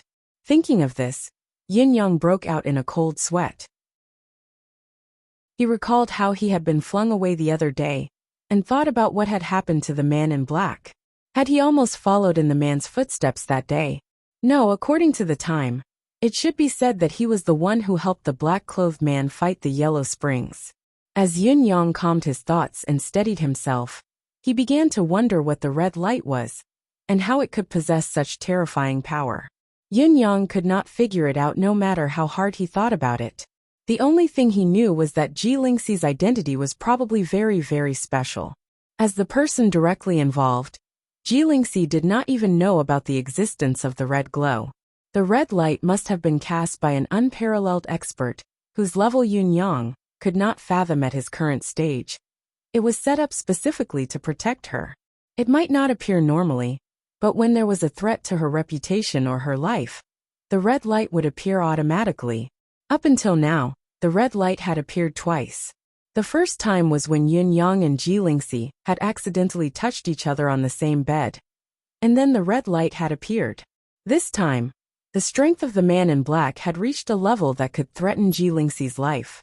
Therefore, the man in black had met with a tragedy. It was not difficult to imagine how much the person who had cast the restriction on Jilingxi to protect her cared about her. Yin Yang wiped the sweat off his forehead and sucked in a breath. He could not help recalling Jilingxi's confession and sighed. "Girl, even if you like me, I like you too. Both of us can only treat each other with respect for a very long time." It had to be said that Yin Yang had never thought about it before, and his thoughts were never on it. Now that Jilingxi had abruptly entered his heart skipped a beat, and he could not help thinking about his marriage. However, it seemed that he was not as ignorant as he used to be. If he could not control himself now, perhaps he would be severely injured. Hurt his tendons and bones? Shattered body and bones? Obliterated soul and spirit? The person who cast this restriction in Jilingxi's body, could it be her biological father? Yin Yang chuckled dryly. This old man is really cautious. Thinking of this, Yin Yang felt as if he had thought of something. He stood up abruptly, his entire body stiffening. His gaze regained clarity. After a long time he suddenly cried out, Is it? Is it? Yin Yang could only feel his heart pounding so hard that it almost jumped out of his mouth. An even more shocking thought popped into his mind. If this red light was left by Jilingxi's elder, then Jilingxi and eighth brother are biological siblings. There's no doubt about it. If that's the case, wouldn't the person who left it only care about his daughter and not his son? Wait, if it wasn't for the person who cared about his daughter and not his son, wouldn't eighth brother still be alive? Eighth brother was actually rescued? Is it correct to think of it this way? Yin Yang felt his mouth go dry, the inexplicable joy in his heart almost bursting out of his chest. What's more, maybe it wasn't just eighth brother himself, but the other brothers were rescued as well. If this is the case, Sister Yunzuya's sudden disappearance that day. Before she disappeared, she fed me so much good stuff. Although so many good things have been assimilated into my body, I can only unleash 100th or 20% of its power now. Those are all rare spiritual ingredients. It's already rare to find even a little bit of it. Where did she get so many good things? However, if it's given by some reclusive expert, it makes sense instead. If that's the case, does it mean that Sister Yu isn't dead as well? They were all rescued by the reclusive expert. Sister Yu's disappearance was actually only because she was fifth brother's wife. That's why she was taken away. The more Yin Yang thought, the more agitated he became. The more he thought, the more chaotic his mind became. But at the same time, it was filled with a thick sense of hope. He realized that all these incidents seemed to be connected by a single thread, deducing in the direction that he was most willing to see. If this is really the case, if eighth brother didn't die at all, then Sister Lan's last letter, saying that she was very happy to be with eighth brother, would be the truth and the reality. Sister Lan didn't die for love? She was just taken away by eighth brother? Yun Yang panted heavily, feeling a rush of blood to the top of his head. At that moment, he actually felt a little dizzy. Then he sprung up and dashed out, rushing to Jilingxi's room. It was already midnight. Ever since Jilingxi had confessed her love to Yun Yang that day when she thought she was dead, she had been too embarrassed to step out of her room for the past 2 days. No matter how much the young lady loved someone, she still had a sense of shame in her heart. Of course, Yun Yang knew what was bothering the little girl, so he would not disturb her abruptly, lest she felt even more awkward. However, Yun Yang could not care less now. This matter concerned the safety and whereabouts of his brothers and sister-in-law. He had to get to the bottom of it. The little girl was the only clue at the moment. There was no room for hesitation. Bang, bang, bang, bang. A series of knocks came from the door. Jilingxi was already asleep, her face flushed as she lay under the blanket. Her thoughts were unknown, her eyelids fluttering restlessly. Suddenly, she heard the knocking that sounded like a drum. She sat up immediately and asked, "Who is it?" "It's me." Yin Yang's hurried voice came from outside. "Lingxi, open the door quickly. I have something very important to tell you." Jilingxi's heart skipped a beat as she stammered. "Yu, what's the matter? It's already very late," the little girl thought subconsciously. Could it be that he knows my feelings and has accepted them? That's why he's coming tonight. No, absolutely not. Jilingxi felt her entire body burning up as she rejected him repeatedly. Yin Yang said, open the door. I must see you tonight. Let's have a good talk. It's really serious." Have a good talk serious. Jilingxi was even more flustered. What could it be that a man and a woman had to have a good talk in the middle of the night? How could serious matters be discussed at this time? They were both at the age of youth. Who did he take for a fool? No. I won't open the door even if I die. Jilingxi was flustered, her voice almost sounding like she was about to cry. Please, Yin Yang, go back first. It's very late. Let's talk tomorrow morning. It's not convenient tomorrow morning, Yin Yang said anxiously. This has to be carried out tonight. Jilingxi murmured shyly, her head almost burying itself into the blanket. How shameful. What a foe. How could he even open his mouth? You wanted to look for me just now, yet you didn't even try to avoid it. You knocked so loudly on the door and moaned so loudly. How could I have the nerve to open the door for you now? If you had been quieter just now, more discreet, I might have opened the door. What an idiot. Chapter 587. Open the door quickly. I really have something urgent. I feel that your brother doesn't seem to be dead. Yin Yang lowered his voice, but his tone was unprecedentedly firm. Sensing Jilingxi's hesitation, he understood immediately and explained himself quickly. His words, however, were earth-shattering. What? Jilingxi was stunned, her first thought of disbelief. However, how could she not know that Yin Yang would never joke about such matters? She was inexplicably surprised. Without hesitation, she dashed to the door and pulled it open.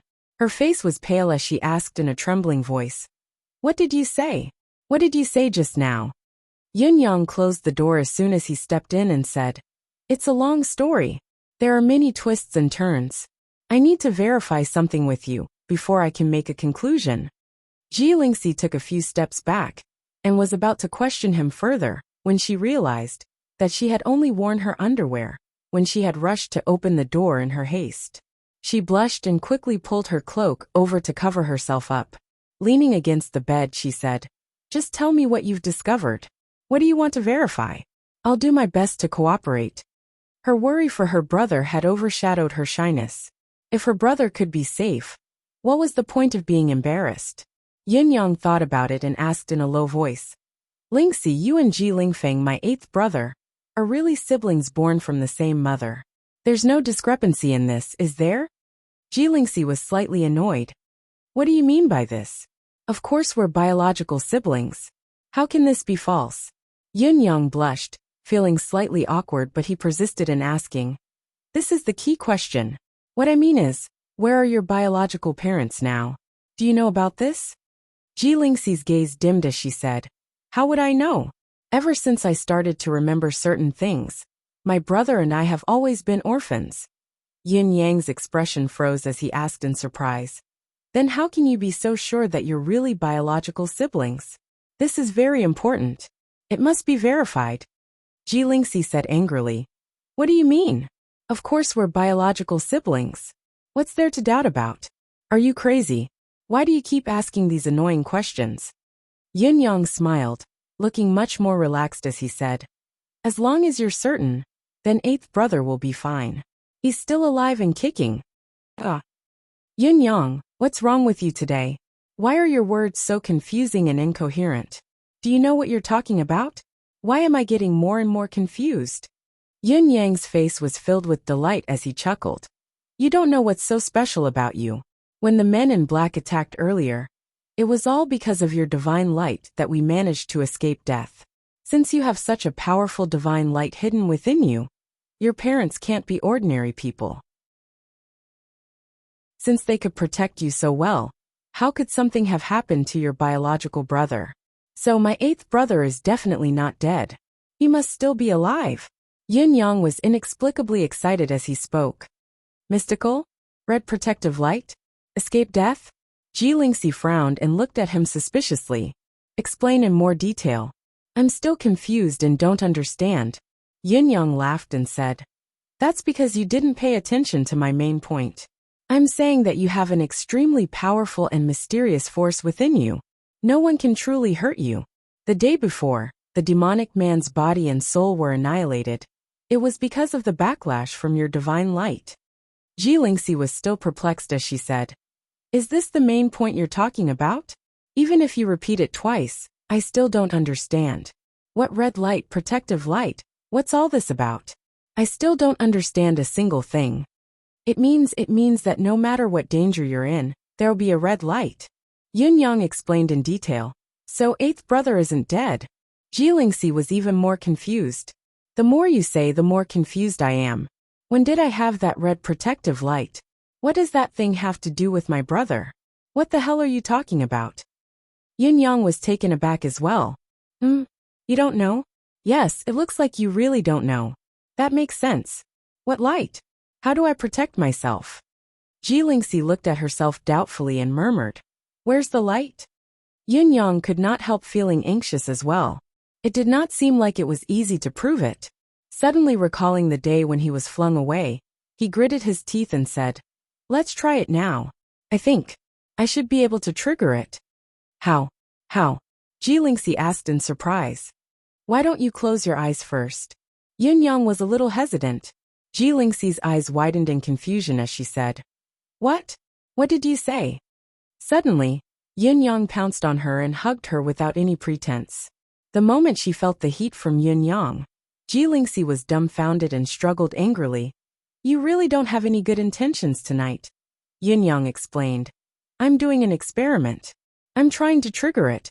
As he spoke, a pair of hands suddenly reached for Ji Lingxi's chest. Ji Lingxi yelped in shock, feeling dizzy as she watched Yin Yang's perverted hands grab the sacred spot on her chest and rub it. Then he actually wanted to take off her clothes. Ji Lingxi was completely bewildered as she struggled instinctively. Yin Yang, don't this. It was then that Ji Lingxi saw a faint red light emerge from her body. The moment the red light suddenly appeared, it expanded outwards without any warning. Ow! With a cry, Yin Yang was sent flying like a cannonball through the wall.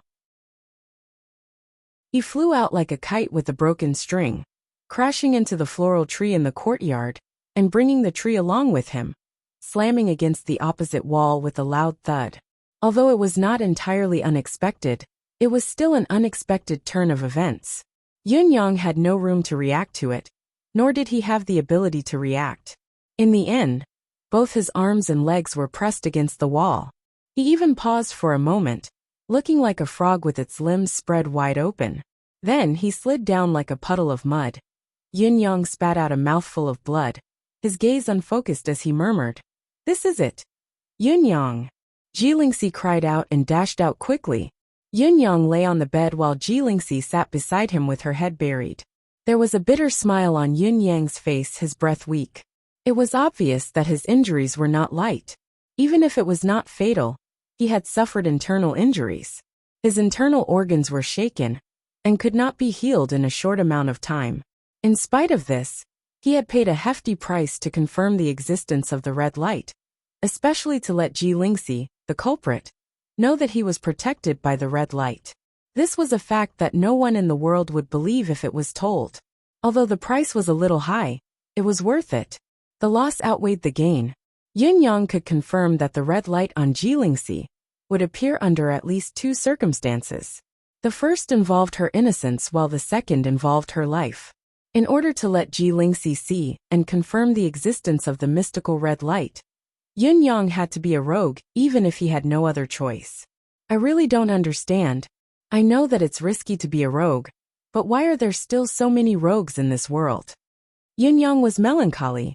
He dared to guarantee that if every rapist and hoodlum were to encounter the same situation as him every time they did something bad, there would be no such profession in this world. They would vanish forever. Yin Yang rubbed his fingers, as if he could still feel the smooth and gentle touch. He could not help sniffing it and murmured, "This feeling. It's pretty good. I've never touched something like this before, but it's so exciting just touching it. I'll find a chance to." Yin Yang, you're going to die. Ji Lingxi had just come in. Listening to Yin Yang's murmurs, she was embarrassed beyond words. She was here to take care of the patient, but in her confusion, she had kicked him out subconsciously. Ah! Yin Yang shrieked and fell to the ground, barely breathing. The incident had been verified. Thus, Yin Yang was relieved. How could such a mighty figure watch his son fall into the abyss of death and be consigned to eternal damnation? If his daughter had such a magical protection, how could his son not have one? Therefore, eighth brother was probably not dead. There was at least an 80% chance that he was still alive. Furthermore, not only was eighth brother not dead, his other brothers were most likely safe as well. This could also explain why fifth sister-in-law and eighth sister-in-law had disappeared so suddenly and in such a bizarre manner. With the intervention of such powerful beings, even if the disappearance was even more bizarre and inconceivable, it was still reasonable. However, the accountant Ji Lingxi was even more confused. Who am I? Who are my parents? What's with the red light on me? Ji Lingxi's body and mind were in an unprecedented state of confusion. At the same time, a deep resentment was growing bit by bit. Now that the truth was right before her eyes, she knew that she was indeed blessed with an unparalleled power. Her parents must have been almighty beings of this world, but all of them had such a powerful cultivation base. They were invincible existences in this world, able to kill a superb expert with a simple seal. Then why did all of you abandon your son and daughter? Why did you let us live under someone else's roof and grow up alone? I don't believe that all of you can't protect your children with such powerful abilities. I don't believe that all of you can't find us after setting up a seal. What I don't believe even more is that all of you are dead. Ji Lingxi bit her lower lip, her expression filled with stubbornness. This fact was obvious. A seal could be triggered by an external force and could last for a long time. So the person who had cast the seal must still be alive. This was an indisputable fact. There was nothing to be said about it. If the person who had cast the seal on Ji Lingxi was already dead, the seal would have disappeared a long time ago. This was a well-known truth. However, if one was still alive and had such remarkable abilities, why did one have to watch his son and daughter struggle in this world? What kind of logic was that? Ji Lingxi believed the truth that her elder brother was not dead. However, she did not feel much joy at this piece of good news. She was engulfed in an indescribable emotion. Yin Yang was well aware of this emotion, but he was helpless and helpless. Even with Yin Yang's eloquence, he could not persuade her otherwise. He found it hard to speak. It was still the same day. I've come to Hangzhou this time to discuss the film adaptation of Supremacy. It's almost settled. Therefore, I'm very cautious. Brothers, if you have any thoughts, you can leave them in the book review and comment section. I really want Yin Yang to appear on the screen. There's another piece of good news. I heard that the World Conquering Films project has been restarted. I'm so excited that I've been drinking for the past 2 days and haven't written much. I'm sorry, but I'm really excited. There's one more thing. At the request of Hai Hani, I'm asking for a monthly vote on behalf of Zhouzi's king. How long has it been since a Feng family disciple's monthly vote has been cast? Support the General League. Chapter 588. Ji Lingxi's disappointment lasted for a whole day before she slowly adjusted herself. The reason why she could maintain it for so long was because of what Yin Yang had said. Did it make a difference whether she had parents or not? That night, when Yin Yang had exposed her, Ji Lingxi was filled with sorrow and disappointment. No words of consolation could enter her ears. Furthermore, it was late at night. It was not convenient for Yin Yang to stay any longer.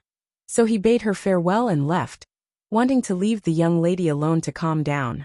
However, the next day, Ji Lingxi had no appetite for food or drink for the entire day. She looked haggard, looking at the two huge dark circles under her eyes. She probably did not sleep for the entire night as well. When it was time to light up the candles, Yin Yang brought her dinner personally, but Ji Lingxi was not hungry and did not want to eat. Yin Yang could not take it anymore, so he uttered those words. Ji Lingxi was stunned when she heard him. It was as if her heart had been struck, causing her to lay all her worries out on the table. For the first time, Yin Yang's usually calm expression showed signs of worry. He said slowly, "Lingxi, do you know? I'm an orphan too. King Yin Xiaoyao isn't my biological father. Just like you and eighth brother, I don't know who my biological parents are. This is my biggest regret in this lifetime. But as long as one is alive, one must live in the present. The days must go on. If they're still alive and they acknowledge me, I'll naturally be filial to them. However, if they're no longer here, I still have to live on. Actually, if you think things through and see through them, it's just that. It's a fact that I'm an orphan. Why blame the heavens and blame others? I didn't know who they were since I was young anyway. Isn't he still alive to this day? Strictly speaking, isn't your situation 100 times better than mine? After what happened yesterday, I can already confirm that your parents are still alive, and they're the best of the best. Most importantly, they care about you unusually. They've set up a mystical seal on you that will activate the protection once you're in danger. Can't you see their sincerity? Is it really good to just keep complaining?" Yin Yang recovered his usual smile and looked at Ji Lingxi warmly, saying softly, "Lingxi, do you know how envious I am of you after I confirmed the existence of the protective red light on you? Or even jealousy? It's hatred." Yin Yang sucked in a soft breath and said with a smile, "My parents left nothing for me." Yin Yang walked out after he finished his words and did not say another word. Ji Lingxi was taken aback. If that was the case, then she was much, much more fortunate than Yin Yang. At least she still had her brother and the red protective light. As for him, he really had nothing. Yin Yang's back was still as straight as ever when he walked out, but Ji Lingxi could clearly feel that the straight back bore too much desolation. She could not help the pain in her heart. Impulsively she called out, "Yin Yang." Yin Yang turned around and smiled quietly. Ji Lingxi leaned against the door frame and mustered her courage to say, "You're not lonely, you still have me." Yin Yang nodded and flashed a bright smile that was tinged with a hint of helplessness and self-mockery. He then turned to leave. Ji Lingxi was the most sensitive at the moment. She could sense the odd meaning behind Yin Yang's smile and could not help being taken aback. It took her a long while to figure it out. She could not help spitting and blushing. This bastard.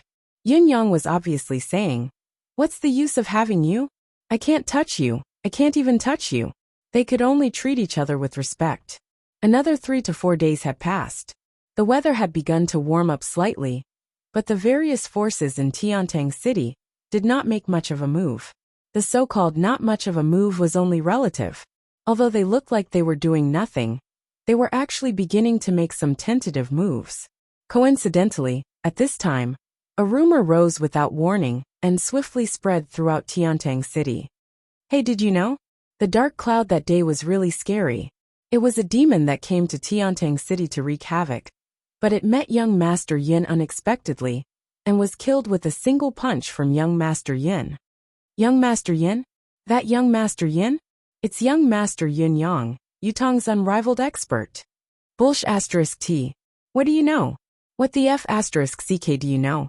Don't spout nonsense. Yun Yang is a popinjay. None of his fame and achievements came easily. Have you forgotten his past popinjay reputation? The leader of Tiantang City's popinjays? How can someone like him be a master who can defeat demons? You're exaggerating. Do you know the whole story? Of course I know. I really don't know where did the young Master Yin you mentioned come from, tarnishing the grace of that rare elite for no reason. Let me tell you honestly, the peerless former who killed the demon that day was a mysterious assassin. That mysterious assassin saw the demon wreaking havoc on the world and appeared in the mortal realm. With just one move, that demon was completely destroyed. Assassin? You're saying that the expert that day was an assassin? He was an assassin, absolutely.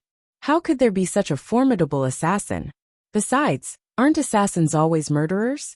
The one who killed that day should have been an otherworldly expert who was compassionate and compassionate. Assassins are divided into different classes, alright? Some kill for money, some do it for justice, alright? Otherwise, why do you think the dictum of death existed that day? And why does it still have such a majestic presence today? That's true. Didn't the dictum of death reappear in the world previously? Did that unparalleled assassin come because of the dictum of death? Did he kill the demon by coincidence? Remember to keep it a secret. This is a big secret. How can an ordinary person know about it? Did you know that the demon in the dark cloud was killed by a mysterious assassin with a single strike? Why did I hear that it was young Master Yin who killed it? Pfft! How could that popinjay have such a skill? Why don't you think about it? That's true. That popinjay was a glutton in the past. How could he have such capability? I saw it with my own eyes that day. I was in a restaurant facing that street. I saw the demon in the dark cloud suddenly descend with an earth-shattering aura, heading straight for the backyard of the residence of Yin, as though it was going to crush the residence of Yin. But at that moment... What? Tell me. Don't keep me guessing. Hee. On the street, there was a gray-robed old man with a hunched back, completely inconspicuous. Just as the dark cloud descended, the gray-robed old man suddenly raised his head. Wow. Wow, what? Was that old man in black or gray? What's with that look? Shut up. What are you interrupting for? It doesn't matter what he wore. What's important is that the moment the old man raised his head, the entire sky lit up. Those two gazes dispersed all the black clouds of demons in an instant. Wow! Then the old man said, since the dictum of death has appeared, how can demons be allowed to wreak havoc? Then he leaped up and a flash of sword light appeared, killing the demon in the sky. And then, the gray-robed old man reverted to his ordinary look. If I hadn't looked closely, I wouldn't have noticed that this half-buried old man was actually such a divine figure. You saw it with your own eyes? I swear on the name of all 8 generations of my ancestors that if there's a single lie, may heaven and earth destroy me. Amazing, truly amazing. That's right. What kind of clothes did that old man wear? Do you have a definite answer? Have you heard? The unparalleled assassin, the black-robed old man? Yes, I've heard that it was Duga Cho who did it himself. If it wasn't him, who else would have such a skill? Ah, really? But why did I hear that it was Jun Moyen who did it? That can't be right. I heard that it was the unrivaled expert Ling Xiaozui, who made an exception to protect Heaven Tang Anha. Anyway, it was an old man dressed in black. There's no doubt about it. Have you heard? Duga Cho made his move. He killed the dark cloud demon with a single strike. He's an unparalleled expert with unparalleled majesty. Of course I've heard about it. Sigh. I'm finally hearing about this unparalleled expert again. I'm comforted.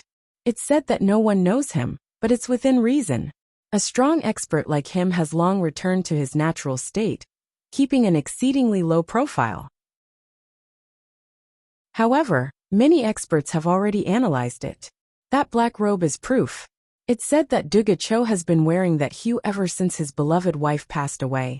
Yes. I've heard about it too. Duga Cho misses his deceased wife. He sits before the grave every day, his back is bent. Yes. But the most convincing thing is still his sword. It's a sword that can shake the heavens and the earth. Duga Cho's sword.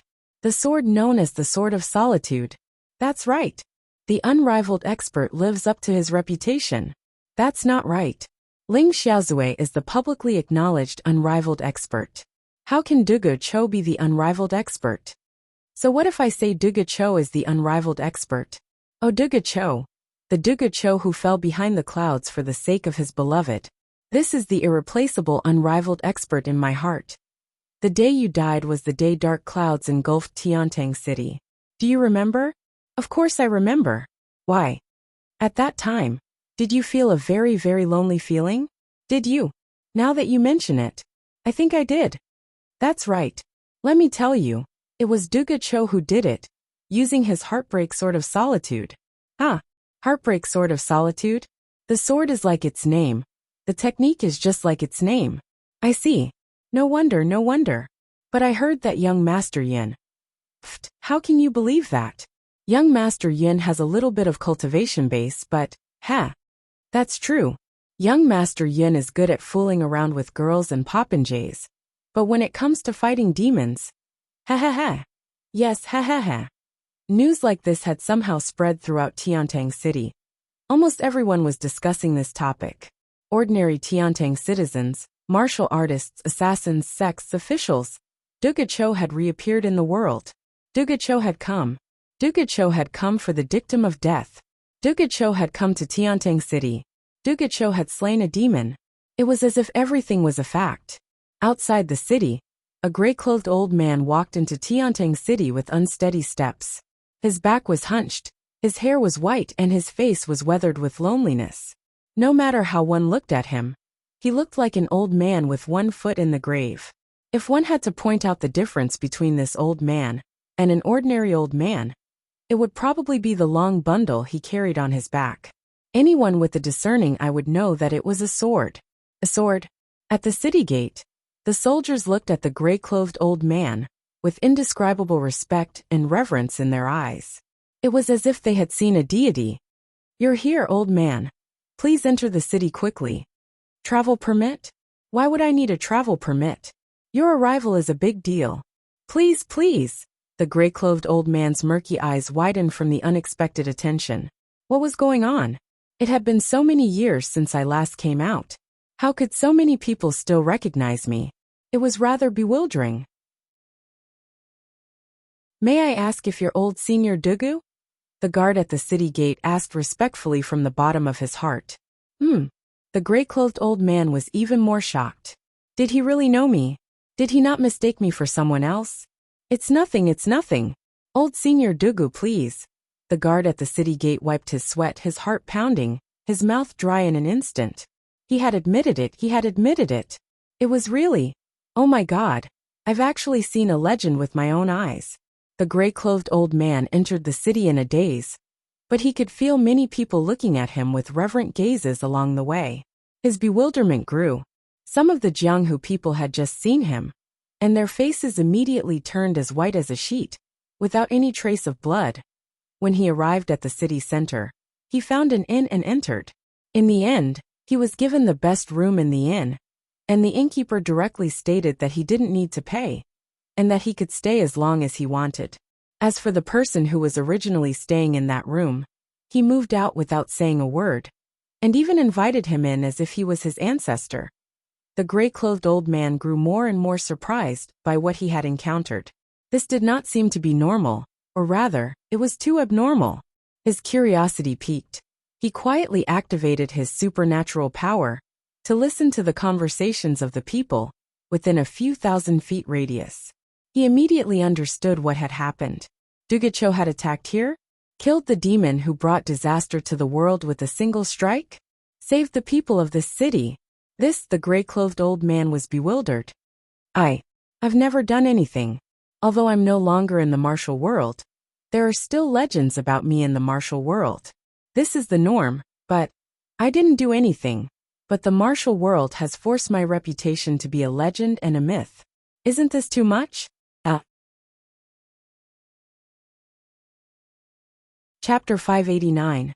This old man in gray who had just entered Tiantang City was, without a doubt, the real Duge Cho. Due to the sudden reappearance of the long-lost dictum of death, The murderous intent that had lain dormant in his heart for a long time made Dugucho feel that his body and mind were shaken once more. It was also at this moment that he suddenly realized a fact. He had been called a peerless expert by the world for a long time, but when it came to fame and legendary status, he seemed to still be quite a distance away from Sun Chongkong back then. At the very least, he could not do it. After so many years of passing away, he could only rely on the hint of murderous intent hidden in the dictum of death to spread it across the entire continent, shocking the entire continent's assassins and causing them to flock to him. It was because of this that Dugucho's long-dormant thoughts turned once more, and he descended the mountain. I thought that I had reached the pinnacle of this world, that there was no longer a path ahead of me. Therefore, while I'm here with you, I'm also waiting for my end. When the day comes, I'll bury myself under this tree and truly be with you forever. But now, I know that there's a realm in this world that's even higher than mine. It turns out that there's still a path ahead of me. Therefore, I want to see what the scenery of my unfinished path is like. Don't worry, whether I succeed or not. No matter what the scenery is like, I'll come back to accompany you 3 years later. Dugucho stood before the grave and left behind these words. He then carried the treasured sword that had been sealed for 500 years and walked out of the mysterious valley. Throughout his journey until he stepped into Tiantang City, his heart had been calm and unruffled. There was nothing in this world that could move Dugucho and cause ripples in his heart. However, the moment Dugucho stepped into Tiantang City's territory, he felt something strange. Everything that he saw and heard before him seemed to be completely different from what he knew. This world was completely different. It was strange. It was strange. Could it be that the memory and eyesight of people nowadays are unimaginably good? I haven't stepped foot in the martial world for 500 years, but they still remember me. This was Dugucho's initial thought, but he was enlightened later on. This isn't what I did. It's just someone forcing me to take the blame. Then, a thought popped up in his mind. Then who was the one who put the blame on me? His next thought was a terrifying conspiracy theory. But how did this person know that I would come? He even grasped the timing so perfectly. Could it be that in this world, there was actually someone who could track me and completely grasp my movements? This is simply inconceivable, preposterous. His final thought was, there is no such person in this world. It is probably a coincidence. The mastermind did not know that I would come. He just threw the blame on a legendary person out of habit. After all, I have not shown myself for too long. Perhaps I have already passed away. It is a clever move to throw the blame on me. However, the enemy's arrangements are so meticulous. Now that I've reappeared, I'm bound to be in big trouble. However, so what if there's trouble? In this world, is there any trouble that I can't handle? Having thought through everything, Dugucho, who had a clear mind, did not plan to conceal his whereabouts anymore. Since everyone knows that I've reappeared in this world, everyone knows me, and everyone knows that I'm staying here, then so be it. I'll stay here, and live here openly with my original face. I'll see who in this world dares to cause trouble for me. Is there really a trouble in this world that I can't afford to offend? If there really is, then it will be the most valuable thing of this trip. If there really is, then it will be the most valuable thing of this trip. Just like that, Dugucho moved into the best room in the inn and stayed there peacefully. The inn that Dugucho stayed in was neither big nor small. It was located right in the middle of the outer city, outside the inner city. It was not exactly luxurious, but it was not deserted either. However, from the moment Dugucho checked into the inn had instantly turned into the martial world's holy land. Many Jianghu people came from all directions, just to take a look at this inn from afar. Then they left with a sigh on their faces. However, with every step they took, they turned their heads back. They were full of emotions, their interest waning. It was thought-provoking. Dugucho. That's the legendary Dugucho. If it's possible, I'd like to stay in this inn as well, but it's too deliberate and pretentious to go there now.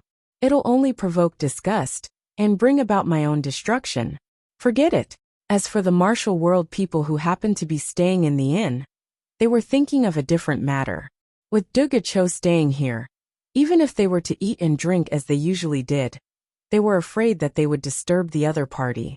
Even if they wanted to let out a fart in the middle of the night, they would have to hold it in, for a moment of carelessness might bring about a fatal disaster. The discomfort was indescribable. Therefore, from the second day onwards, the martial world people who were initially proud of staying in the same inn as Dugacho found excuses to check out. A myth was a myth, of course it was good. However, it was best if one only existed in a myth. Once a myth was in front of them and interfered with the lives of the common people, the only outcome would be horror. Everything else aside, just imagine that if someone were to fight Dugacho here, the shockwave alone would be enough to kill them 800 times over. They could not afford to offend him. Since they knew that they could not afford to offend him, they had better hide as far away as they could, away from this place of trouble. Yes, this place that was destined to be a place of trouble. By the afternoon of the second day, there was no one else in the inn other than the innkeeper, the staff, and a handful of people. The only guest left was Brother Dugacho. Just when the innkeeper was certain that his inn wouldn't have any more business in the short term, a middle-aged man calmly went through the check-in procedures under the astonished gazes of everyone in the inn, and officially moved into the inn. The middle-aged man did not stop after he entered his room. Under the watchful eyes of the crowd, he knocked on Dugacho's door and asked, "Is anyone in?" The innkeeper craned his neck to watch from below, thinking, "I don't think I've told you which room Dugacho is staying in. How did you find it so accurately? Could it be that you're a demigod?" The door opened. The gray-clothed elder appeared at the door and asked with a frown, "Who are you?" Chapter 590. This sentence was really awesome. The innkeeper almost fell over when he heard that.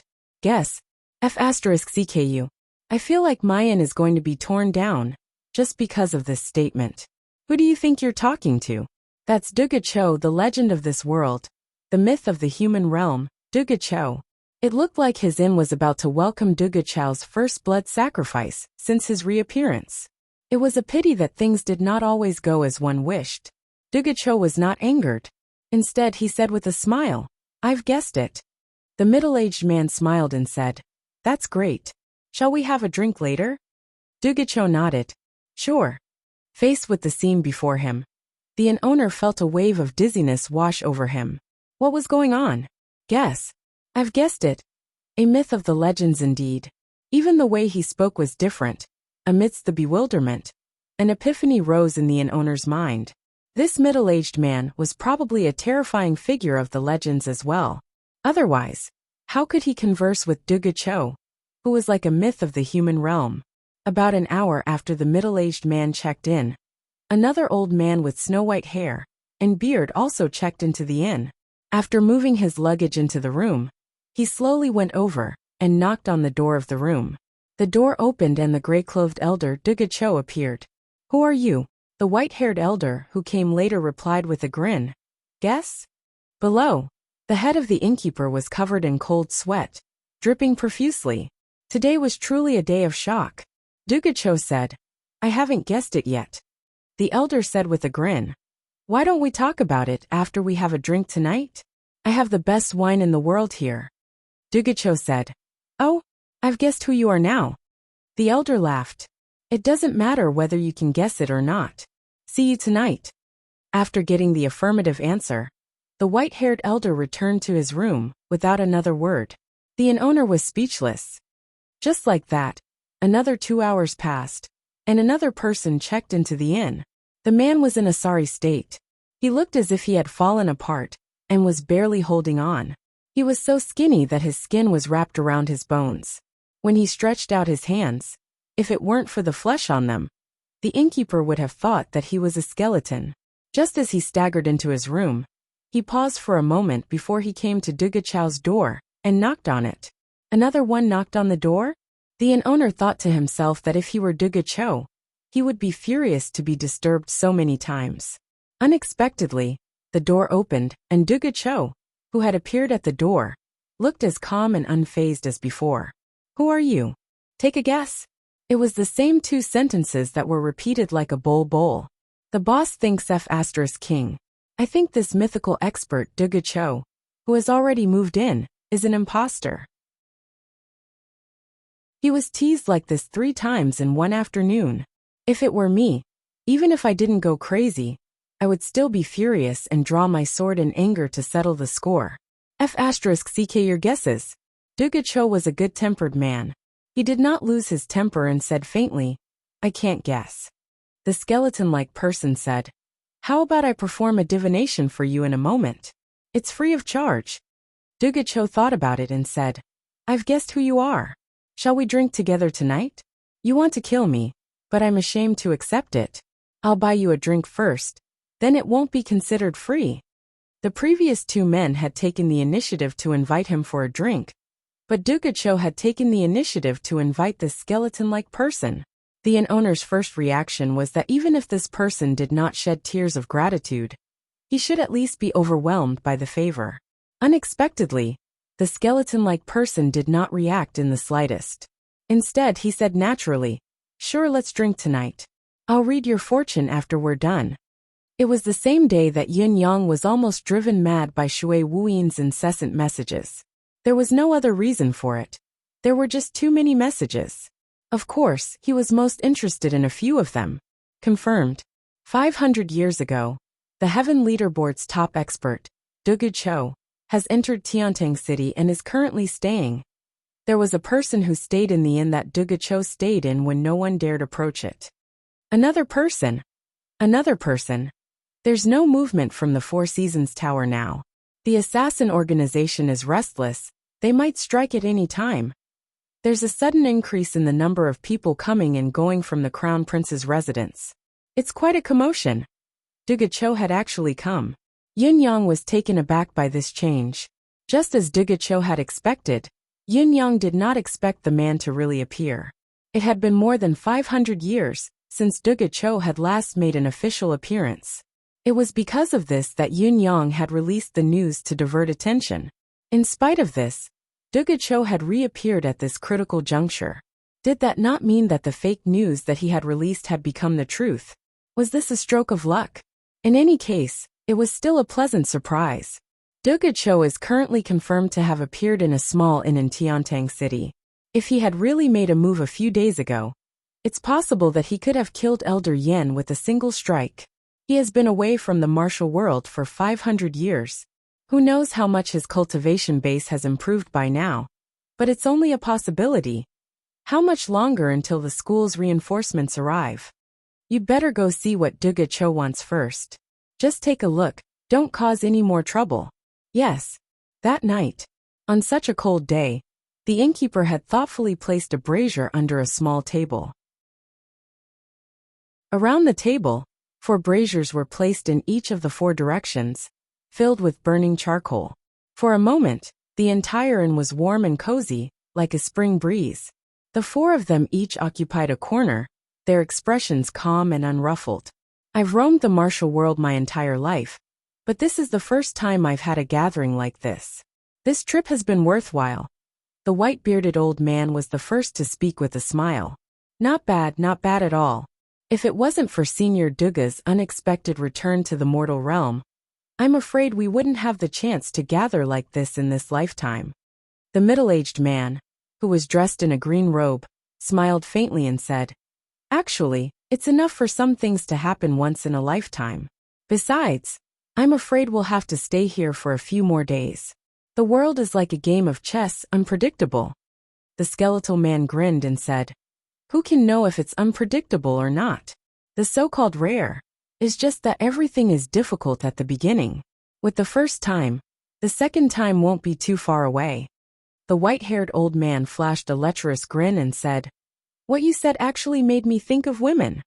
Before the white-haired old man's words echoed in the air, the 4 of them burst out laughing. Even Duga Cho was laughing so hard that he almost cried. The innkeeper was cooking, his ears perked up. He curled his lips discreetly. Surprisingly, he also understood the meaning of the words as he smirked. Guess who these people are? My eyesight has stabilized, it's only dropped by 0.2 points. My body is completely normal. My new glasses have arrived as well. I've already left for home. In a few days, I'll start to make up for it. Chapter 591. A few appetizers were served. With a wave of the white-haired elder's hand, a pot of wine appeared on the table. Just one pot. The skeletal man said, I haven't even had a sip of water in so many years. It's rare that I can drink your wine. And you're only giving me one pot? The white-haired elder snorted and said, You don't understand drinking. If you take out hundreds of pots of good wine at once, everyone will think that it's worthless. It's too much. Besides, one can only drink 8 taels at most if they can drink a caddy of it. It's to make everyone think that it's too little. Then, everyone will have a sense of, I have to drink more to avoid losing out. Only then will the drinking be interesting. The white-haired elder explained with a look of disdain. Brilliant. Duga Cho and the middle-aged man beside him gleamed. The skeletal man chuckled as well.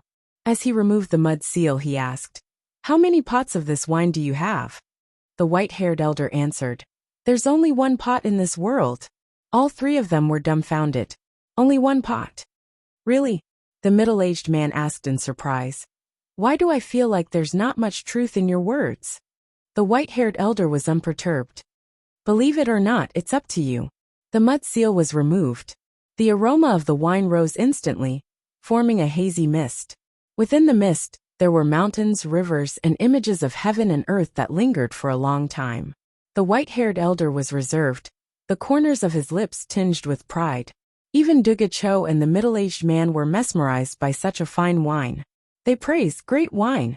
It's truly the best wine in the world. The skeleton-like man didn't say anything. The 2 of them watched as the mist in the air quickly dissipated.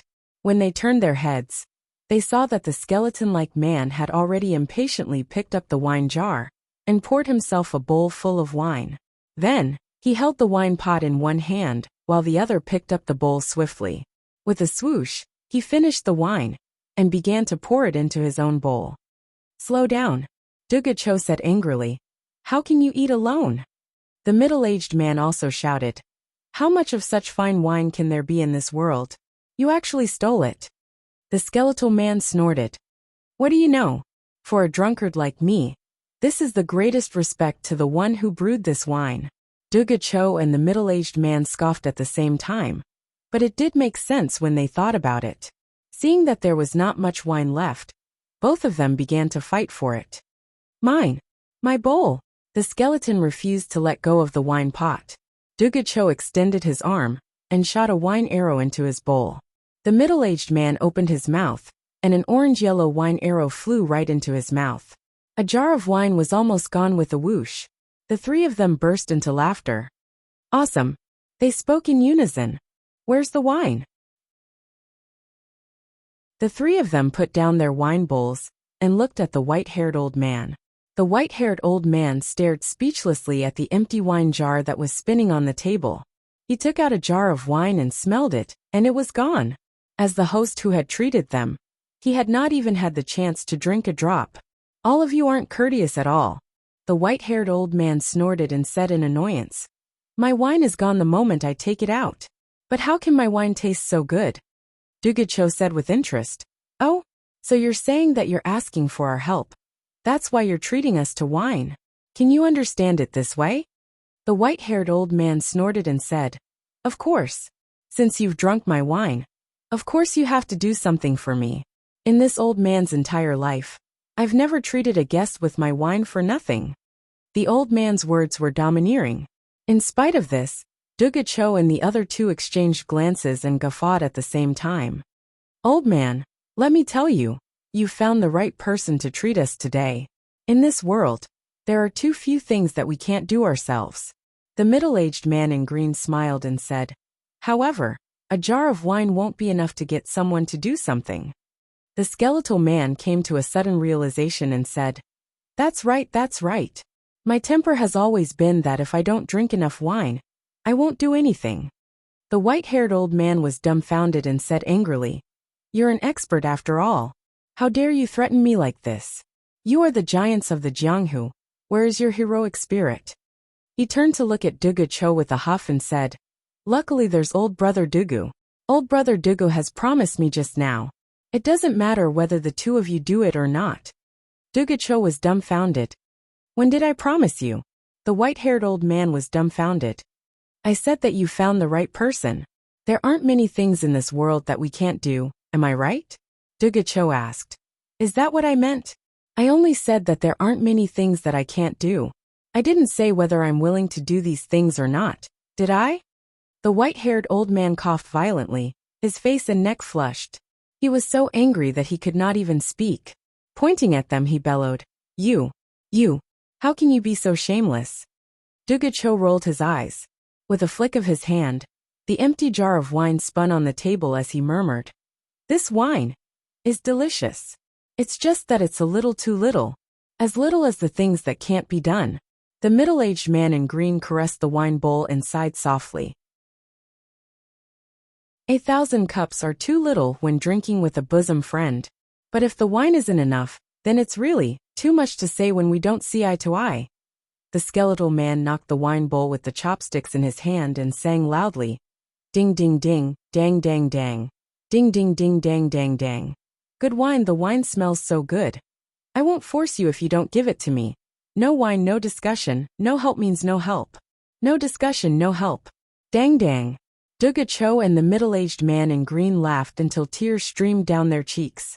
The white-haired old man was shaking with rage. He glared at them and asked, Are you helping or not? No. The three of them had a tacit understanding. You've crossed the line. The white-haired old man's beard twitched in anger. All four of them were old, and it was obvious that they had never met each other before. Even after meeting each other, other than a simple guess, none of them had announced their names. However, sitting together, laughing and bickering, it felt like they were old friends who had known each other for decades. They were definitely not strangers whom they had just met. Not at all. The three of them shook their heads in unison, guarding the god of wine, trying your best to extort more good wine out of him. That's really crossing the line. The white-haired old man's expression changed as he glared at the three of them. Suddenly, he threw his head back and guffawed, cursing, King hell. With a flick of his wrist, another jar of wine was placed on the table. He said angrily, This is the only one left. There's no more. The three men's eyes shone. They had already snatched it over and opened it swiftly before pouring it into their respective cups, ignoring the white-haired old man's words. The white-haired old man poured his own wine bowl as well, murmuring, If I don't drink, I won't even be able to drink the wine I brewed myself. Dugacho rubbed his belly and sighed. My addiction to wine has been triggered. I don't want to work anymore. What should I do? The middle-aged man in green looked distressed as well. Me too, the skeletal man said. From now on, I won't speak anymore. Everything they say represents me. The white-haired old man was speechless with rage. After a long while, he suddenly gritted his teeth and stomped his feet. With a wave of his hand, wine filled the table, under the table, and in the tavern's hall. He bellowed, Drink all of you to death. The three of them squealed in glee. It's coming. Sure enough, this old man has to be blackmailed. You won't get any wine if you beg him nicely. That's right, we have to blackmail him. The rumors are true. That's right. The white-haired old man was exasperated. Who said that you can't beg nicely? Have you? The three of them were stunned. The air was silent before a roar of laughter ensued. Speak. What is it that made you come out of seclusion and seek us for help? Dugacho asked. The white-haired old man chuckled. Actually, if I hadn't met you, I would have done it myself. But since I've met you, I can't be bothered to do it myself. Some time ago, a descendant of an old friend of mine came to me and told me that he was tricked. Someone disguised himself as me and used my name to become his ancestor. He even used my identity to wreak havoc in the empire of Zio. I was rather angry about this, even though my friend's descendant told me repeatedly that this person wasn't a bad person and didn't tarnish my reputation. Still, how can this old man's name be borrowed so easily? The white-haired old man said angrily. I didn't expect such a thing to happen. Dugacho and the skeletal man exchanged a glance and guffawed. The middle-aged man in green frowned, looking at Feng Xianga with a doubtful gaze. This white-haired old man who was known as the god of wine was, of course, the phantom physician god of wine, the legend of a generation, Feng Xiang'e. Who is this person? The skeletal man asked, guffawing. The pillar of Yutong, the only survivor of the 9 Supremes, Lord Supreme Cloud. Feng Xiang'e snorted. As soon as these words were spoken, the entire inn suddenly fell silent.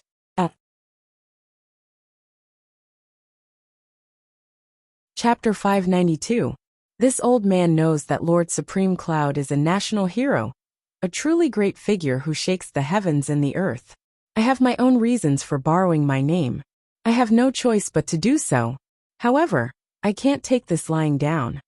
Feng Xiang'e said. So, we just need to find him and punish him lightly.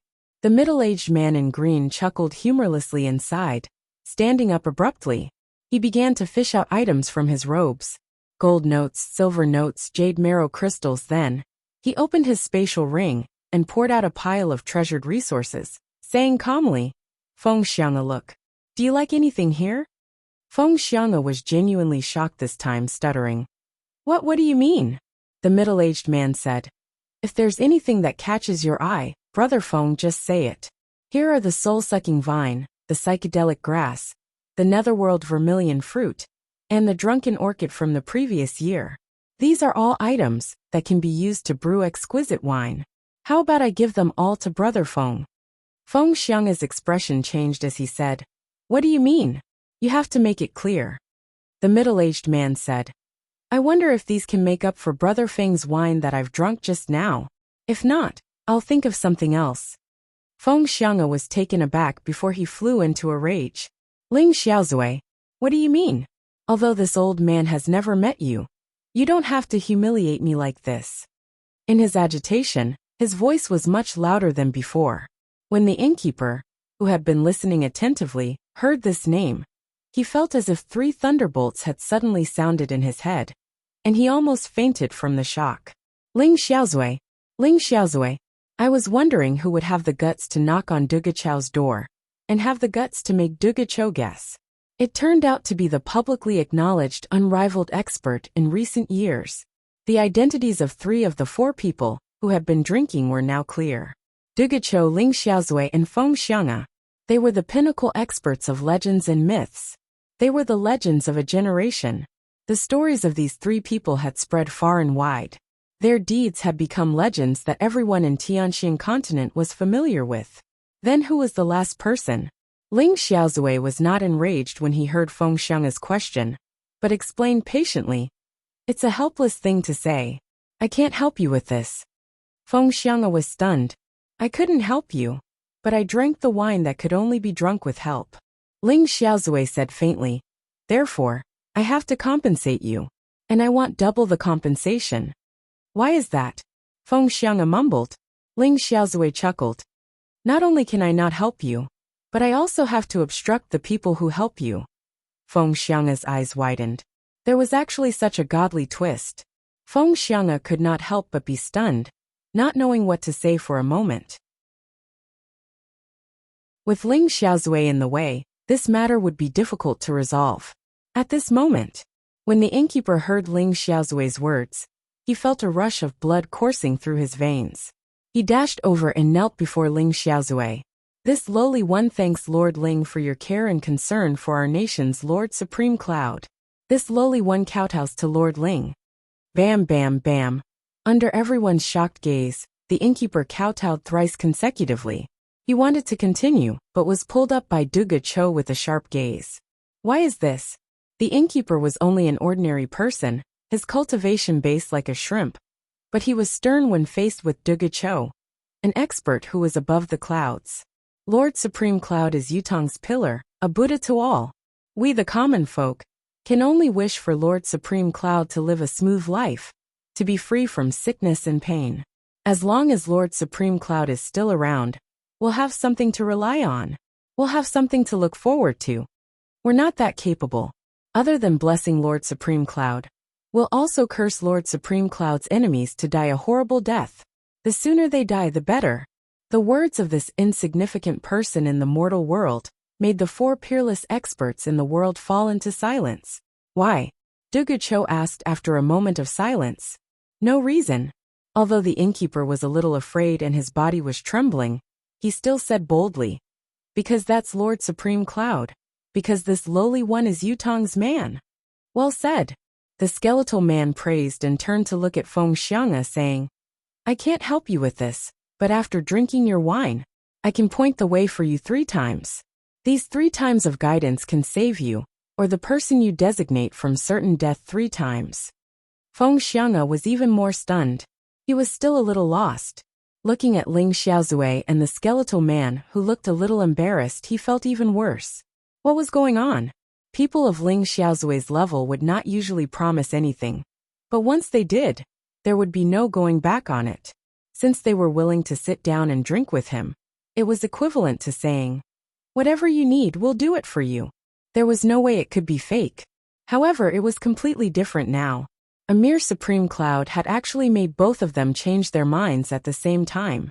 Even if it went against their usual principles, even if they owed him a bigger favor, they would not do it. What was going on? Why couldn't he understand this world? Feng Xiang'e chuckled humorlessly and asked, what about you, Dugu?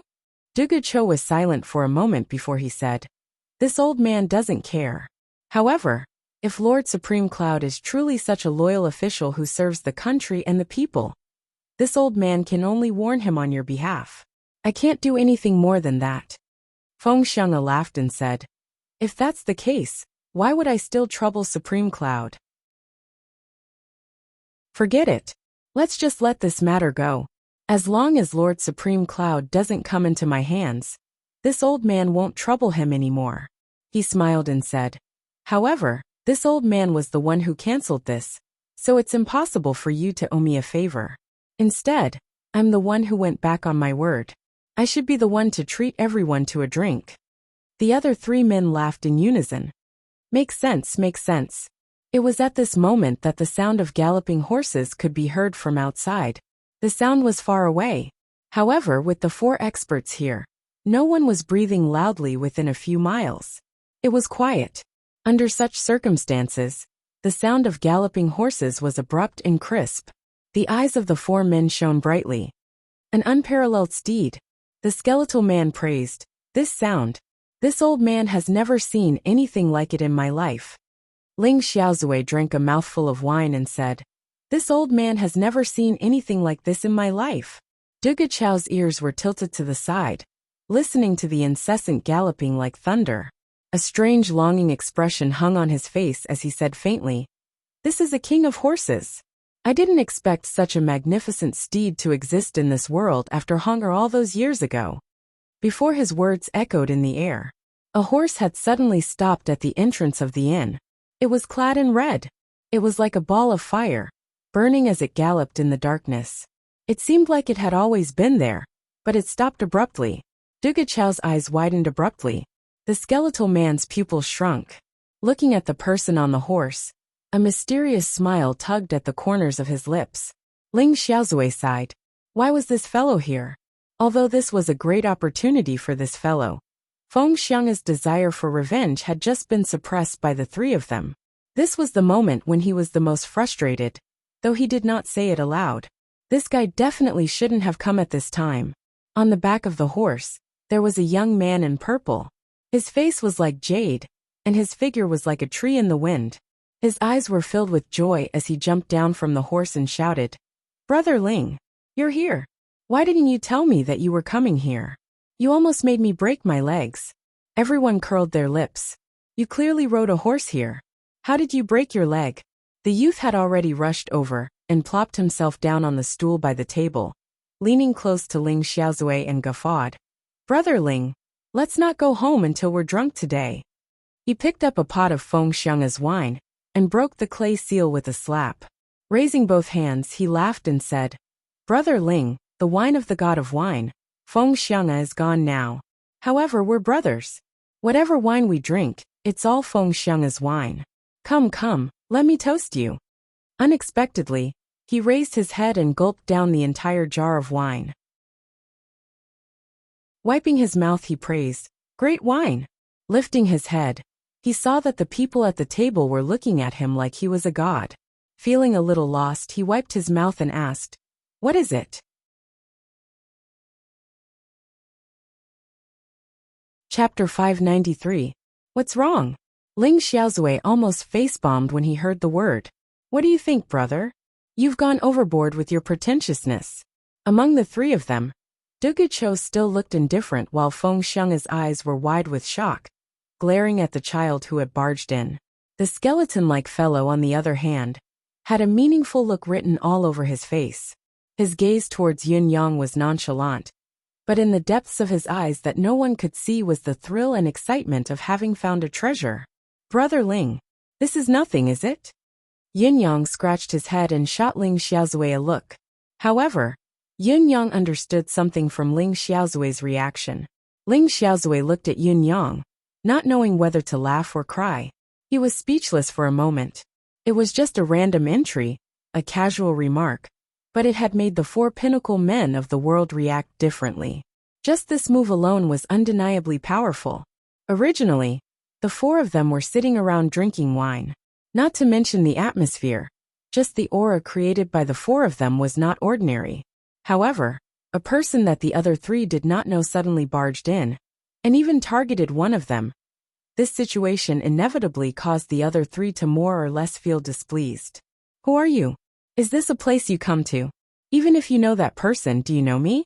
You've come in and you're drinking, chatting, and jumping around so familiarly. Who do you think you are? This fellow who had come out of nowhere sat down and gulped down a pot of wine without treating himself as an outsider. That was the world's finest wine brewed by the god of wine, Feng Xiang. There were only a few pots left in this world. Who did he think he was, drinking it just like that? In spite of it, the group was caught between laughter and tears when they heard the young man's words, unable to move. He had drunk an entire pot of Feng Xiang's wine without batting an eyelid right in front of the god of wine. He had then smacked his lips and said that he had no more of Feng Xiang's wine and could only replace it with other wines. Yet, what he had drunk was obviously Feng Xiang's wine. Who is this young brother? Feng Xiang asked in a low voice, squinting at the uninvited young man. There was a hint of displeasure in his tone. In such a grand event of the century, the participants were the pinnacle of the world. You, a young man with an unimpressive appearance and skills. Even if you had an impressive appearance and a high cultivation base, because of your age, you are still not qualified to participate in this grand event. As the organizer of the event, Feng Xiang was naturally displeased with this uninvited guest. What I wanted to do was directly rejected. I drank for nothing. And there was even a hothead. Ling Xiaozui coughed and said, "This young man is my little brother. Every time I come to Tiantang City, I can't avoid meeting this young brother. We are friends despite the difference in age." Under the bewildered gazes of the trio, Ling Xiaozui added the last sentence, as if he was possessed by some unknown force.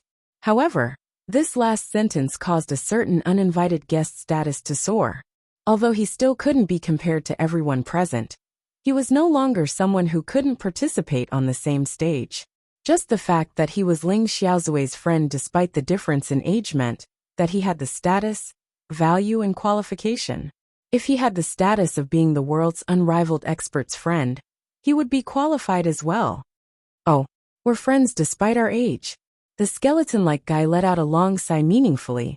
He actually sounded a little eccentric. Cough. My young brother is straightforward and sincere, chivalrous, courageous, and generous. It's his chance to be here today. And it's everyone's chance too.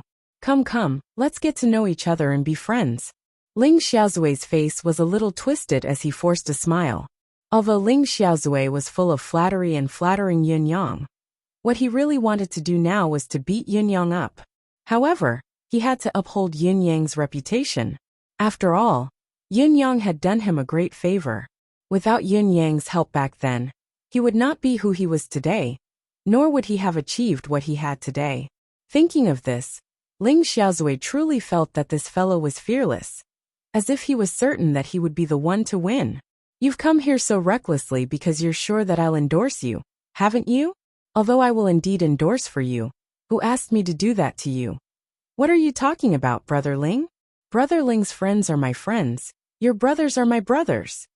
Yin Yang said amicably. This young brother Yin Yang greets the three old brothers here. I haven't asked. What are the names of the three old brothers? I dare not speak about other places, but it's considered home for the three of you to come to Tiantang City. This territory is this young brother's home ground. I'll be there for everything. There won't be a problem. Ling Xiaozui remained silent with a dark expression. At this moment, his desire to send this fellow flying with a slap grew even stronger. Although what Yin Yang had said could be considered as having a point, he was indeed a local tyrant in Tiantang City, a dragon on the outside. He had the right and the ability to spout such arrogant words, especially that little bit of luck that made others jealous. Did he know who these three people before him were? If they really wanted to do something, would they need Yin Yang? No, you must know who these three people are. If you didn't, you might not have come even if you were beaten to death. The skeletal figure seemed to be suppressing his laughter as he chuckled and pulled Feng Xiang'e over, introducing him grandly. So it's Yutong's King Xiaoyao's heir, young Master Yin Yang. I've long heard of young Master Yun's name. I'm here to rely on young Master Yun's strength. Come, let me introduce to young Master Yin. This is the god of wine Feng Xiang'e. Once this person spoke, even Yin Yang felt his face stiffen, let alone Ling Xiaozui and the others. Who was this fellow? Yin Yang was well aware of the identities of three of the four people present, but he did not know who this skeletal fellow was, and what his background was. However, what he had said out of the blue was embarrassing indeed. What did I say just now? What I said just now was obviously a joke to ease the awkward atmosphere. Why did you take it seriously, and take advantage of the situation? This trick should be used by a junior like me. Isn't it too embarrassing for you to use it like this? Although I don't know who you are. You're an expert who drank with Feng Xiang'e, Ling Xiaozui, and Duga Chou after all. Can you be a little more shameless? It's an honor to meet you. I'm really sorry about what happened just now. Yin Yang was truly stupefied now. He had not expected such a martial world senior to play his cards so unpredictably. For a moment, he was embarrassed and stammered, which was rare for him. Feng Xiang'e glanced at the skeletal fellow in rebuke and chuckled dryly. It's all right. Young Master Yin, you don't have to be so courteous. Young Master's name is indeed known throughout the world. It's like thunder piercing my ears. Yin Yang coughed and raised his goblet. I've only drunk senior's wine once before this. It's truly unforgettable. I was too excited to reunite with Big Brother Ling just now, and have wasted much of senior's fine wine. It's impolite of me. This junior shall offer this wine to senior. Let this junior offer a toast to senior. His eyes were filled with sincerity as he said, Senior, perhaps you don't know this, but you're my idol. I've grown up listening to your legendary stories since I was young. Yin Yang, who had skipped the awkward atmosphere, repeated the actor's acting skills and spoke with great emotion, revealing his true feelings. Feng Xiang'e choked at the words. Oh, young brother Yin, you're a heroic young man who's radiant and handsome. As he spoke, he ran out of words and turned to look at Ling Xiaozui. You've gone senile. Haven't you heard that young brother Yin Yang is Yutong's King Xiaoyao's son? Ling Xiaozui added. Yes. Young brother Yin is of noble blood, handsome and dashing. Feng Xiang'e suddenly stopped talking as he spoke.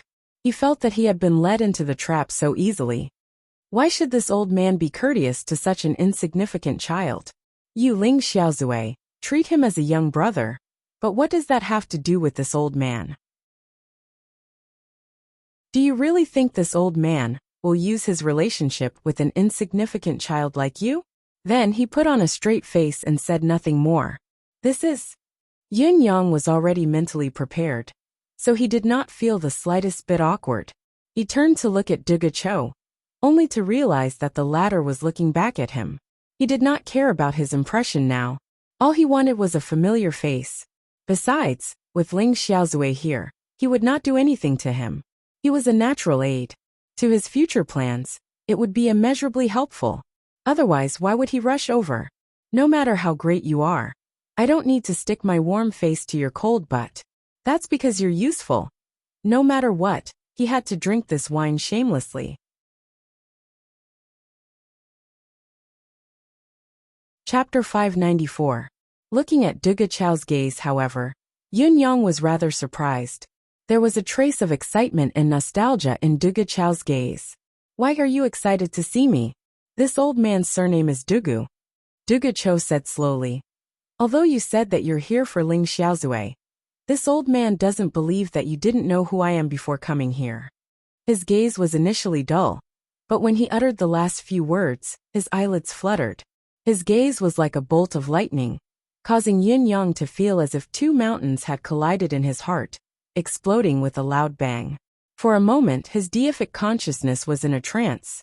Yin Yang straightened up, retracting his frivolous, popinjay attitude and said seriously, "Of course, since Senior Dugu is here, this junior will definitely come to visit even if I have no other excuse." Duga Chao's expression was indifferent as he said, "A smart man should be honest. This is wisdom." Duga Chao's words were unusually sharp, like the weight of a mountain falling on Yun Yang. Duga Chao had already decided that if the young man before him still maintained his previous attitude and tried to bluff his way through, he would teach him a lesson. Young men who achieved success at a young age often benefited from their momentary flash of inspiration. Most of them were just petty tricks. Using petty tricks often could solve many problems. But once they encountered a truly tricky problem, they would be caught in their own trap, and even cause the situation to go out of control, leading to the worst possible outcome. Duga Chao had come to a similar conclusion because of Yin Yang's behavior, so he intended to punish him. Unexpectedly, as soon as he made a gesture, the little fellow immediately changed his attitude. It was as if he had changed his face. He directly tore off his previous disguise, and then in an instant, he changed into a humble, courteous, gentle, honest, and righteous image of respecting the old and loving the young. Duga Chao felt that everything that he had intended to do had been futile. His punch that had been charged with energy felt like it had landed on a cloud. It was like a clay ox entering the sea. There was nothing he could do about it. Young Master Yin is indeed like his name. Your surname is indeed Yin, Duga Chao said faintly after holding it in for a moment.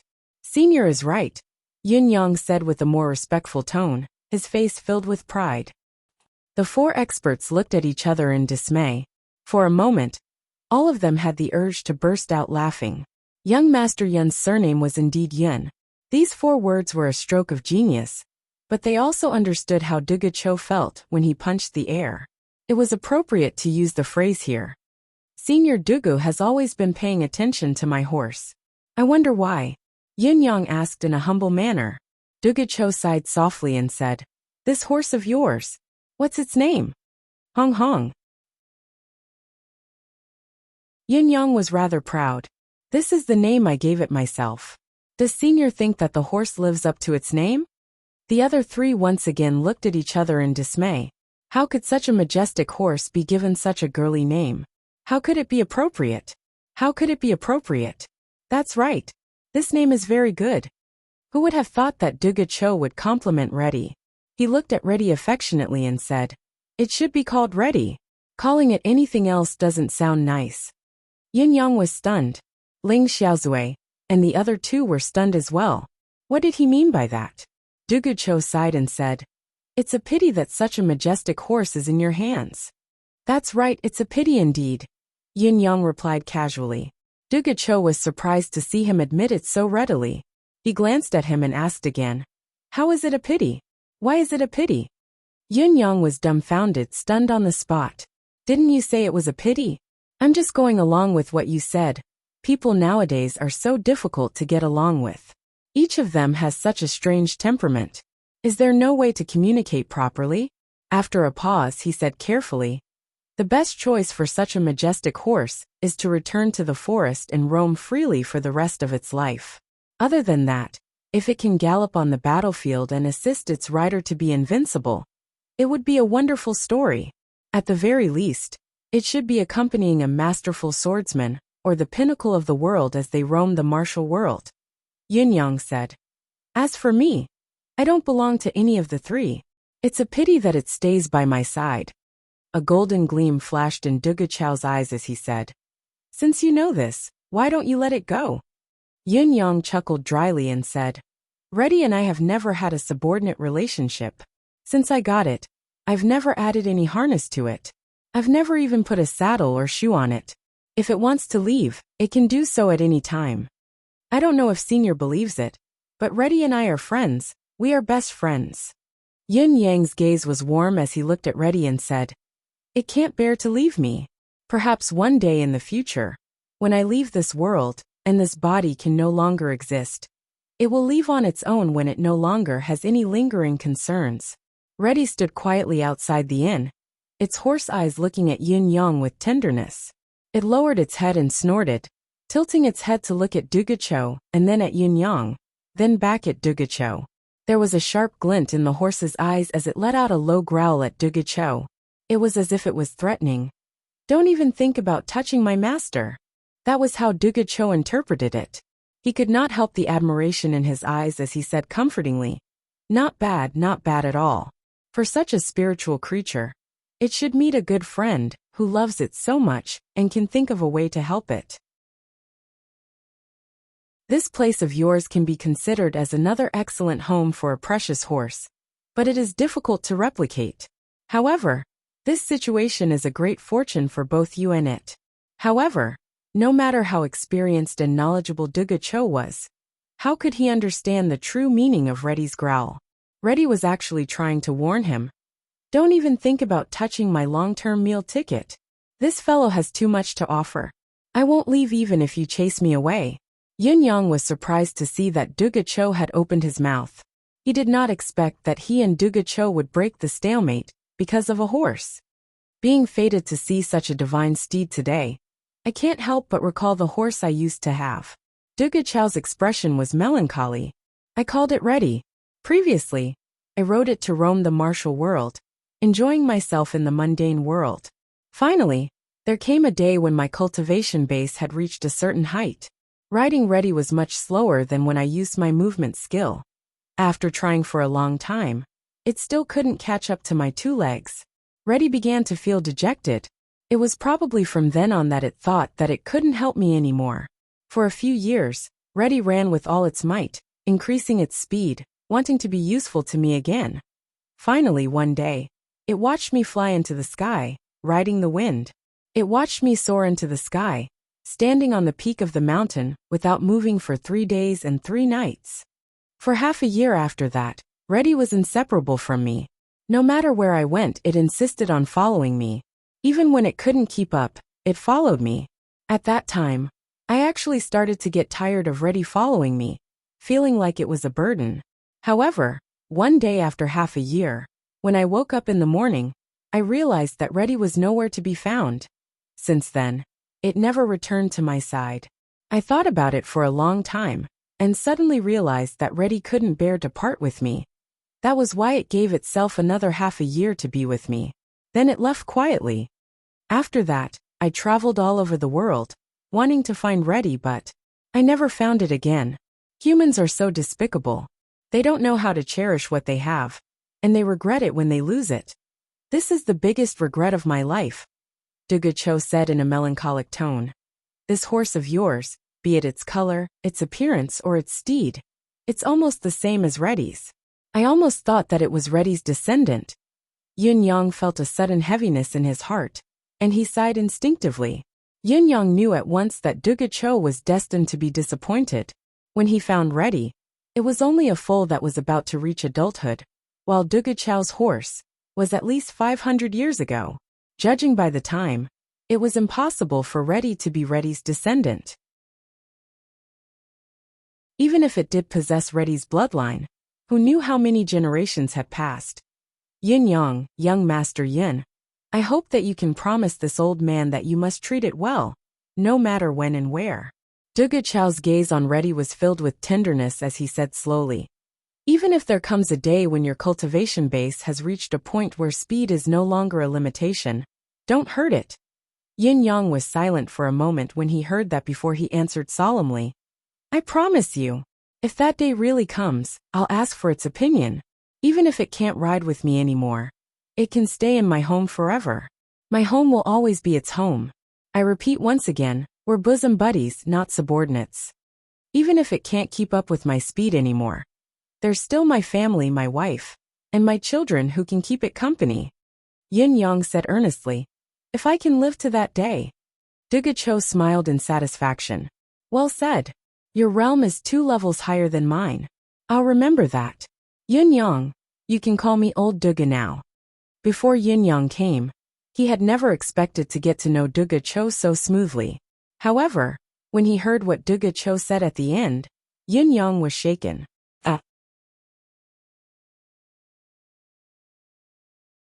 Chapter 595. Old Dugu. You can just call me Old Dugu. Yin Yang felt his heart skip a beat when he heard the words, his eyes reddening instantly. He was enveloped in a trembling emotion as he thought of the old man, whom he had treated like a father. Thinking about it, he sucked in a deep breath and said hoarsely, I dare not. In my heart, Old Dugu can only be one person, but he can never be senior. Oh, Duga Cho asked. Yin Yang stood up and said, It's rare to have a joyous gathering with all the seniors here today. I've come with a purpose in mind. Everyone knows this, so there's no need to hide it. Fortunately, all of you didn't chase me away on the spot. I'm grateful for your hospitality. No matter what the outcome is, I won't let today's gathering down. He had gone from being cautious when facing the 4 experts to suddenly being bold. The drastic change in his emotions stunned the 4 men once again.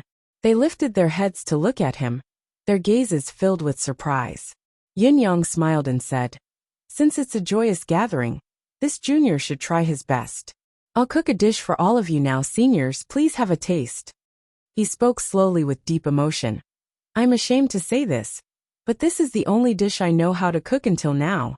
However, it's also a lifelong signature dish that I'm confident I can serve. Ling Xiaozui could acutely feel that Yin Yang's emotions were not quite right. So he interjected, What dish? Dare you call it a lifelong signature dish? Yin Yang grinned. Cabbage and tofu. At this moment he was smiling, but the 4 people around him all felt that his smile was even more miserable than a cry. Yin Yang turned around and asked, Boss, do you have cabbage and tofu? A moment later, an indescribable aroma slowly permeated the room. The 4 men sniffed, surprise evident in their eyes. They did not expect this child to not be boasting. Just by smelling the aroma, they could already tell that the dish he had cooked was extraordinary. Although it was the most common home-cooked dish, it had indeed reached the pinnacle of home-cooked dishes.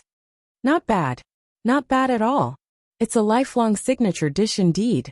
Duga Cho sniffed the aroma in the air and said, Back in the day, my wife had a signature dish as well. I've eaten it my entire life, but I've never had enough of it. The reason this dish is a signature dish, and it's delicious, is that most famous chefs use their skills when they cook. Duga Cho said softly. However, people like my wife and Yin Yang use their hearts when they cook. To be able to eat such a dish in this lifetime. Good, very good. Duga Cho told Ling Xiaozui. Duga Cho. Ling Xiao, this young brother of yours is really not bad.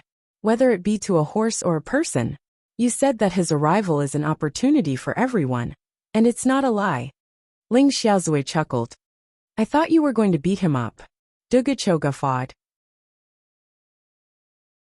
If he had remained the way he was when he first arrived, he wouldn't have been able to escape this beating.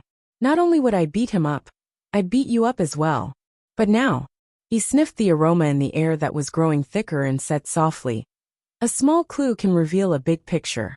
Yin Yang is talented, but his outstanding looks are secondary. I'm more concerned about his feelings. He treats horses with sincerity. He treats people with sincerity. To be able to cook such an attentive dish, he must be someone who values his feelings to the extreme. Therefore, it can't be wrong. Moreover, the fact that he came to us shows that he's not inflexible and inflexible. In order to get to know the people he wants to know, he can even change himself. If I were to do evil, I would definitely become a hero of the world. If I were to do good, I would definitely become a Buddha. A very good young man. Duga Cho's tone deepened as he said, Very good. The corners of Ling Xiaozui's eyes were smiling as he said, I've always thought that this young man is not bad. Feng Xiang smiled and said, Not bad indeed. The skeleton-like man said, Not only is it not bad, it's also very amazing. Amazing? The 3 of them turned to look at him. A young man, who could be praised by the three of them, could be considered one of a kind. It was a first for a young man to be praised by Dugachou. In spite of this, an even more extreme comment came from the man's mouth. Amazing! This comment was truly amazing. The skeleton-like man grinned, condensing his voice into 3 lines, and sending it into the 3 men's ears. Don't doubt my comment. What I said just now was rather reserved, because the young man before me might be the most amazing person I've ever seen. You can't see how amazing he is because you're not me. That's all. Hearing this, Dugachou, Feng Xiang'e, and Ling Xiaozui paled in shock. Amazing? Can't see? Not me. There was actually someone in this world who dared to speak to the 3 of them like this. This was truly amazing. They really could not see it. Although the 4 of them were seated at the same table, drinking wine together, the reason for this outcome was only because of the current situation. It was because of the qi interaction between them that they felt that their cultivation base was similar. Even if there was a difference, it would not be huge. This was why the current conversation was held. The last person did not actually know any of the 3 men, but his words revealed his superior opinion. Ling Xiaozui and the other 2 men were the cream of the crop, the pinnacle of the world. How could they stand it? You say that we can't see it, but do you? Feng Xiang'e snorted and asked with a sideways glance. Of course, the skeleton-like man replied. May I ask who you are? Feng Xiang'e asked. The skeleton-like man sighed and said, The god of wine has served us wine, and we've had a great time at the beginning. I thought you've guessed who I am. Turns out that you haven't. Feng Xiang'e frowned, speechless for a moment. Dugachou and Ling Xiaozui exchanged a glance deep in thought. Dugachou had already vaguely guessed the identity of this skeleton-like man, but now he was even more certain of it. The skeleton-like man smiled faintly and poured himself a full bowl of wine. He finished it in one gulp and said softly, A word from me can perhaps save you from certain death, but a word from him can. As he said this, his face suddenly twitched, revealing a look of extreme pain. Then with a puff, he spat out a mouthful of blood. He turned his head at the right moment. The blood that he had spat out flew out like an arrow and into the darkness. But from the other side of the darkness, a scream suddenly came out. The scream was only halfway through before it stopped abruptly. It was as if someone was coincidentally there and had been hit by the mouthful of blood. The person only had time to scream, but before his voice echoed in the air, he was already dead. This time, Ling Xiaozui and the other 2 men were visibly shaken as they spoke in unison. It's you. It's really you.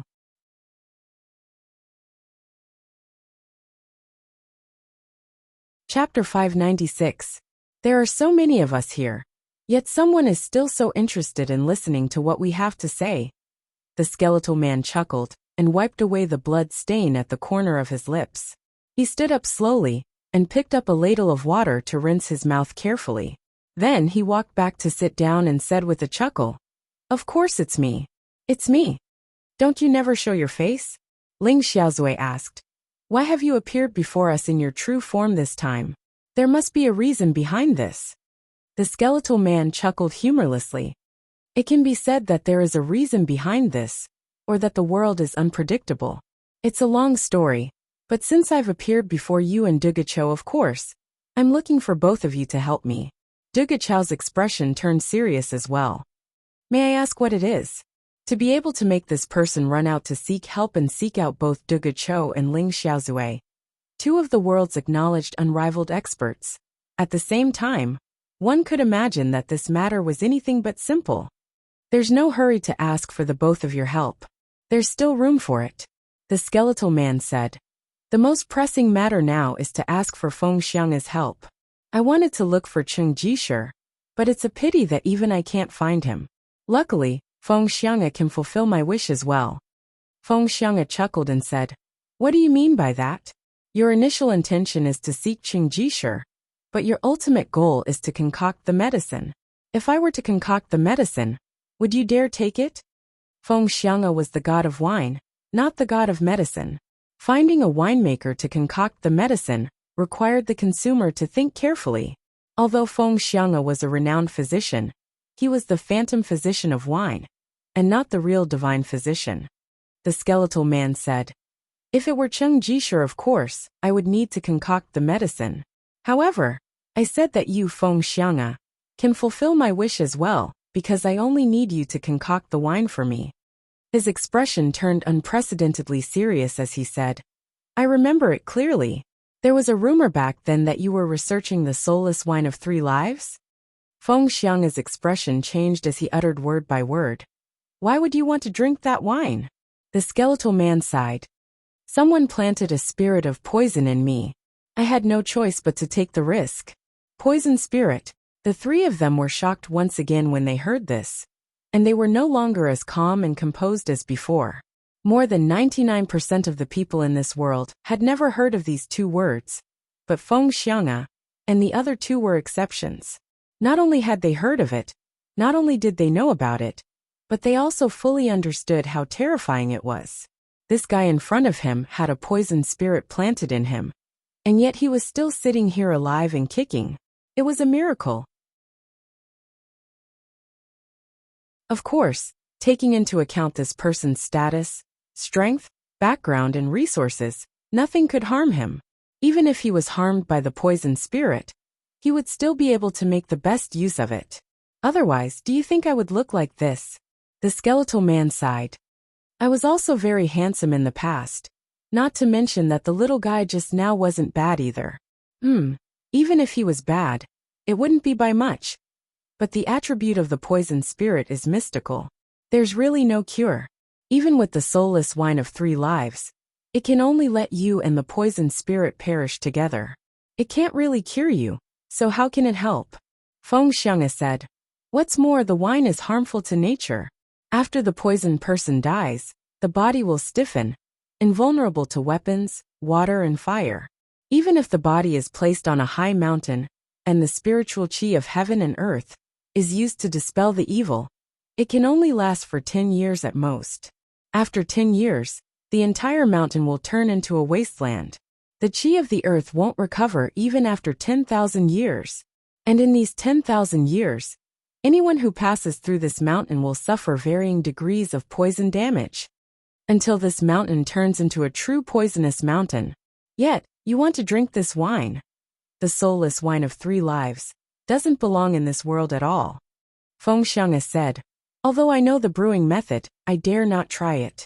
If I were to do it myself, I'm afraid I'd be poisoned to death before the wine is made. The skeletal person said, you know who I am, so of course you should know that what I say is true. It will come true.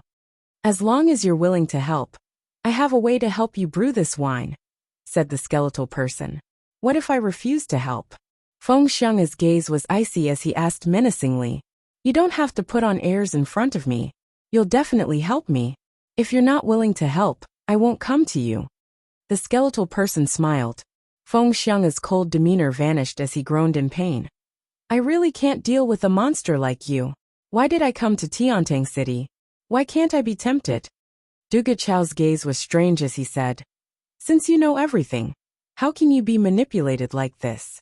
Is it inevitable that fate plays tricks on people? The skeletal person chuckled. Yes, it's inevitable. Didn't you already know that your wife can't be with you forever back then? Why do you still want to get involved? Duga Chao's face suddenly turned green. Fortunately, the skeleton-like person continued. Dugu, this is a predestined fate. No one can avoid this fate. It's the same for you and me. I can't avoid it, I can't abandon it, I can't leave it, I can't live, I can't die, I can't cry. The skeletal person heaved a long sigh. The other 3 sighed at the same time as well. It was only a few dozen words, but it was enough to fill one's heart with endless emotions. Especially when one had reached their level, listening to these words filled their hearts with mixed emotions. After talking about me, let's talk about the rest of you. Today's meeting is a fortuitous encounter, so I should give you a few words of advice. The skeletal person looked at Ling Xiaozui and said, Ling Xiaozui, I've come with a request. There's something I need to do, but you can't do it alone. Ling Xiaozui nodded with a bitter smile. The skeletal person looked at Duga Chou and said, Old Dugu, you too. You've come with a request as well, so you need someone's help even more. Duga Chou nodded faintly. As for you, Feng Xiang'a, you're not here to find trouble with Supreme Cloud.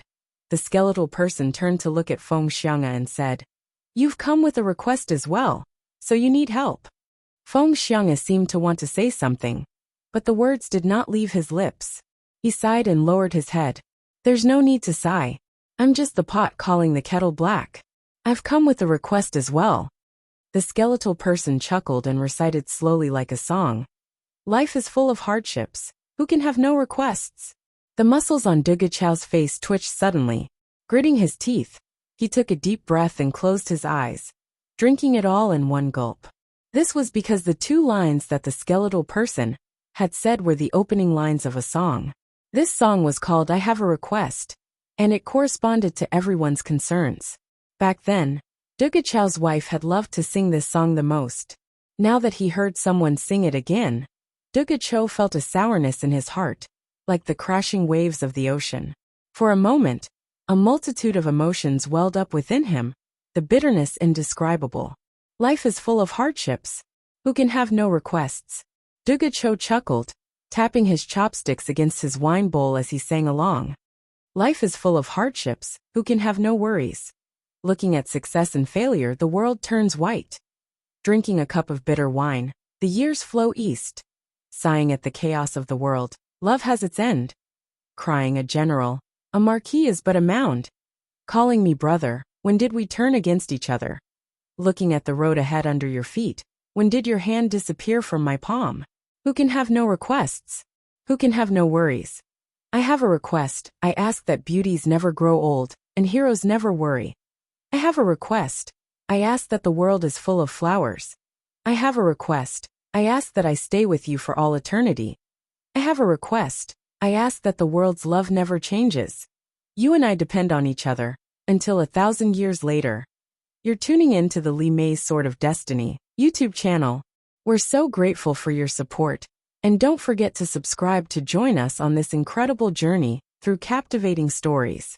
Your generosity through donations truly makes a world of difference, as it's the primary source of revenue that allows me to expand and enhance this channel for you. Thank you from the bottom of my heart for being a part of this adventure.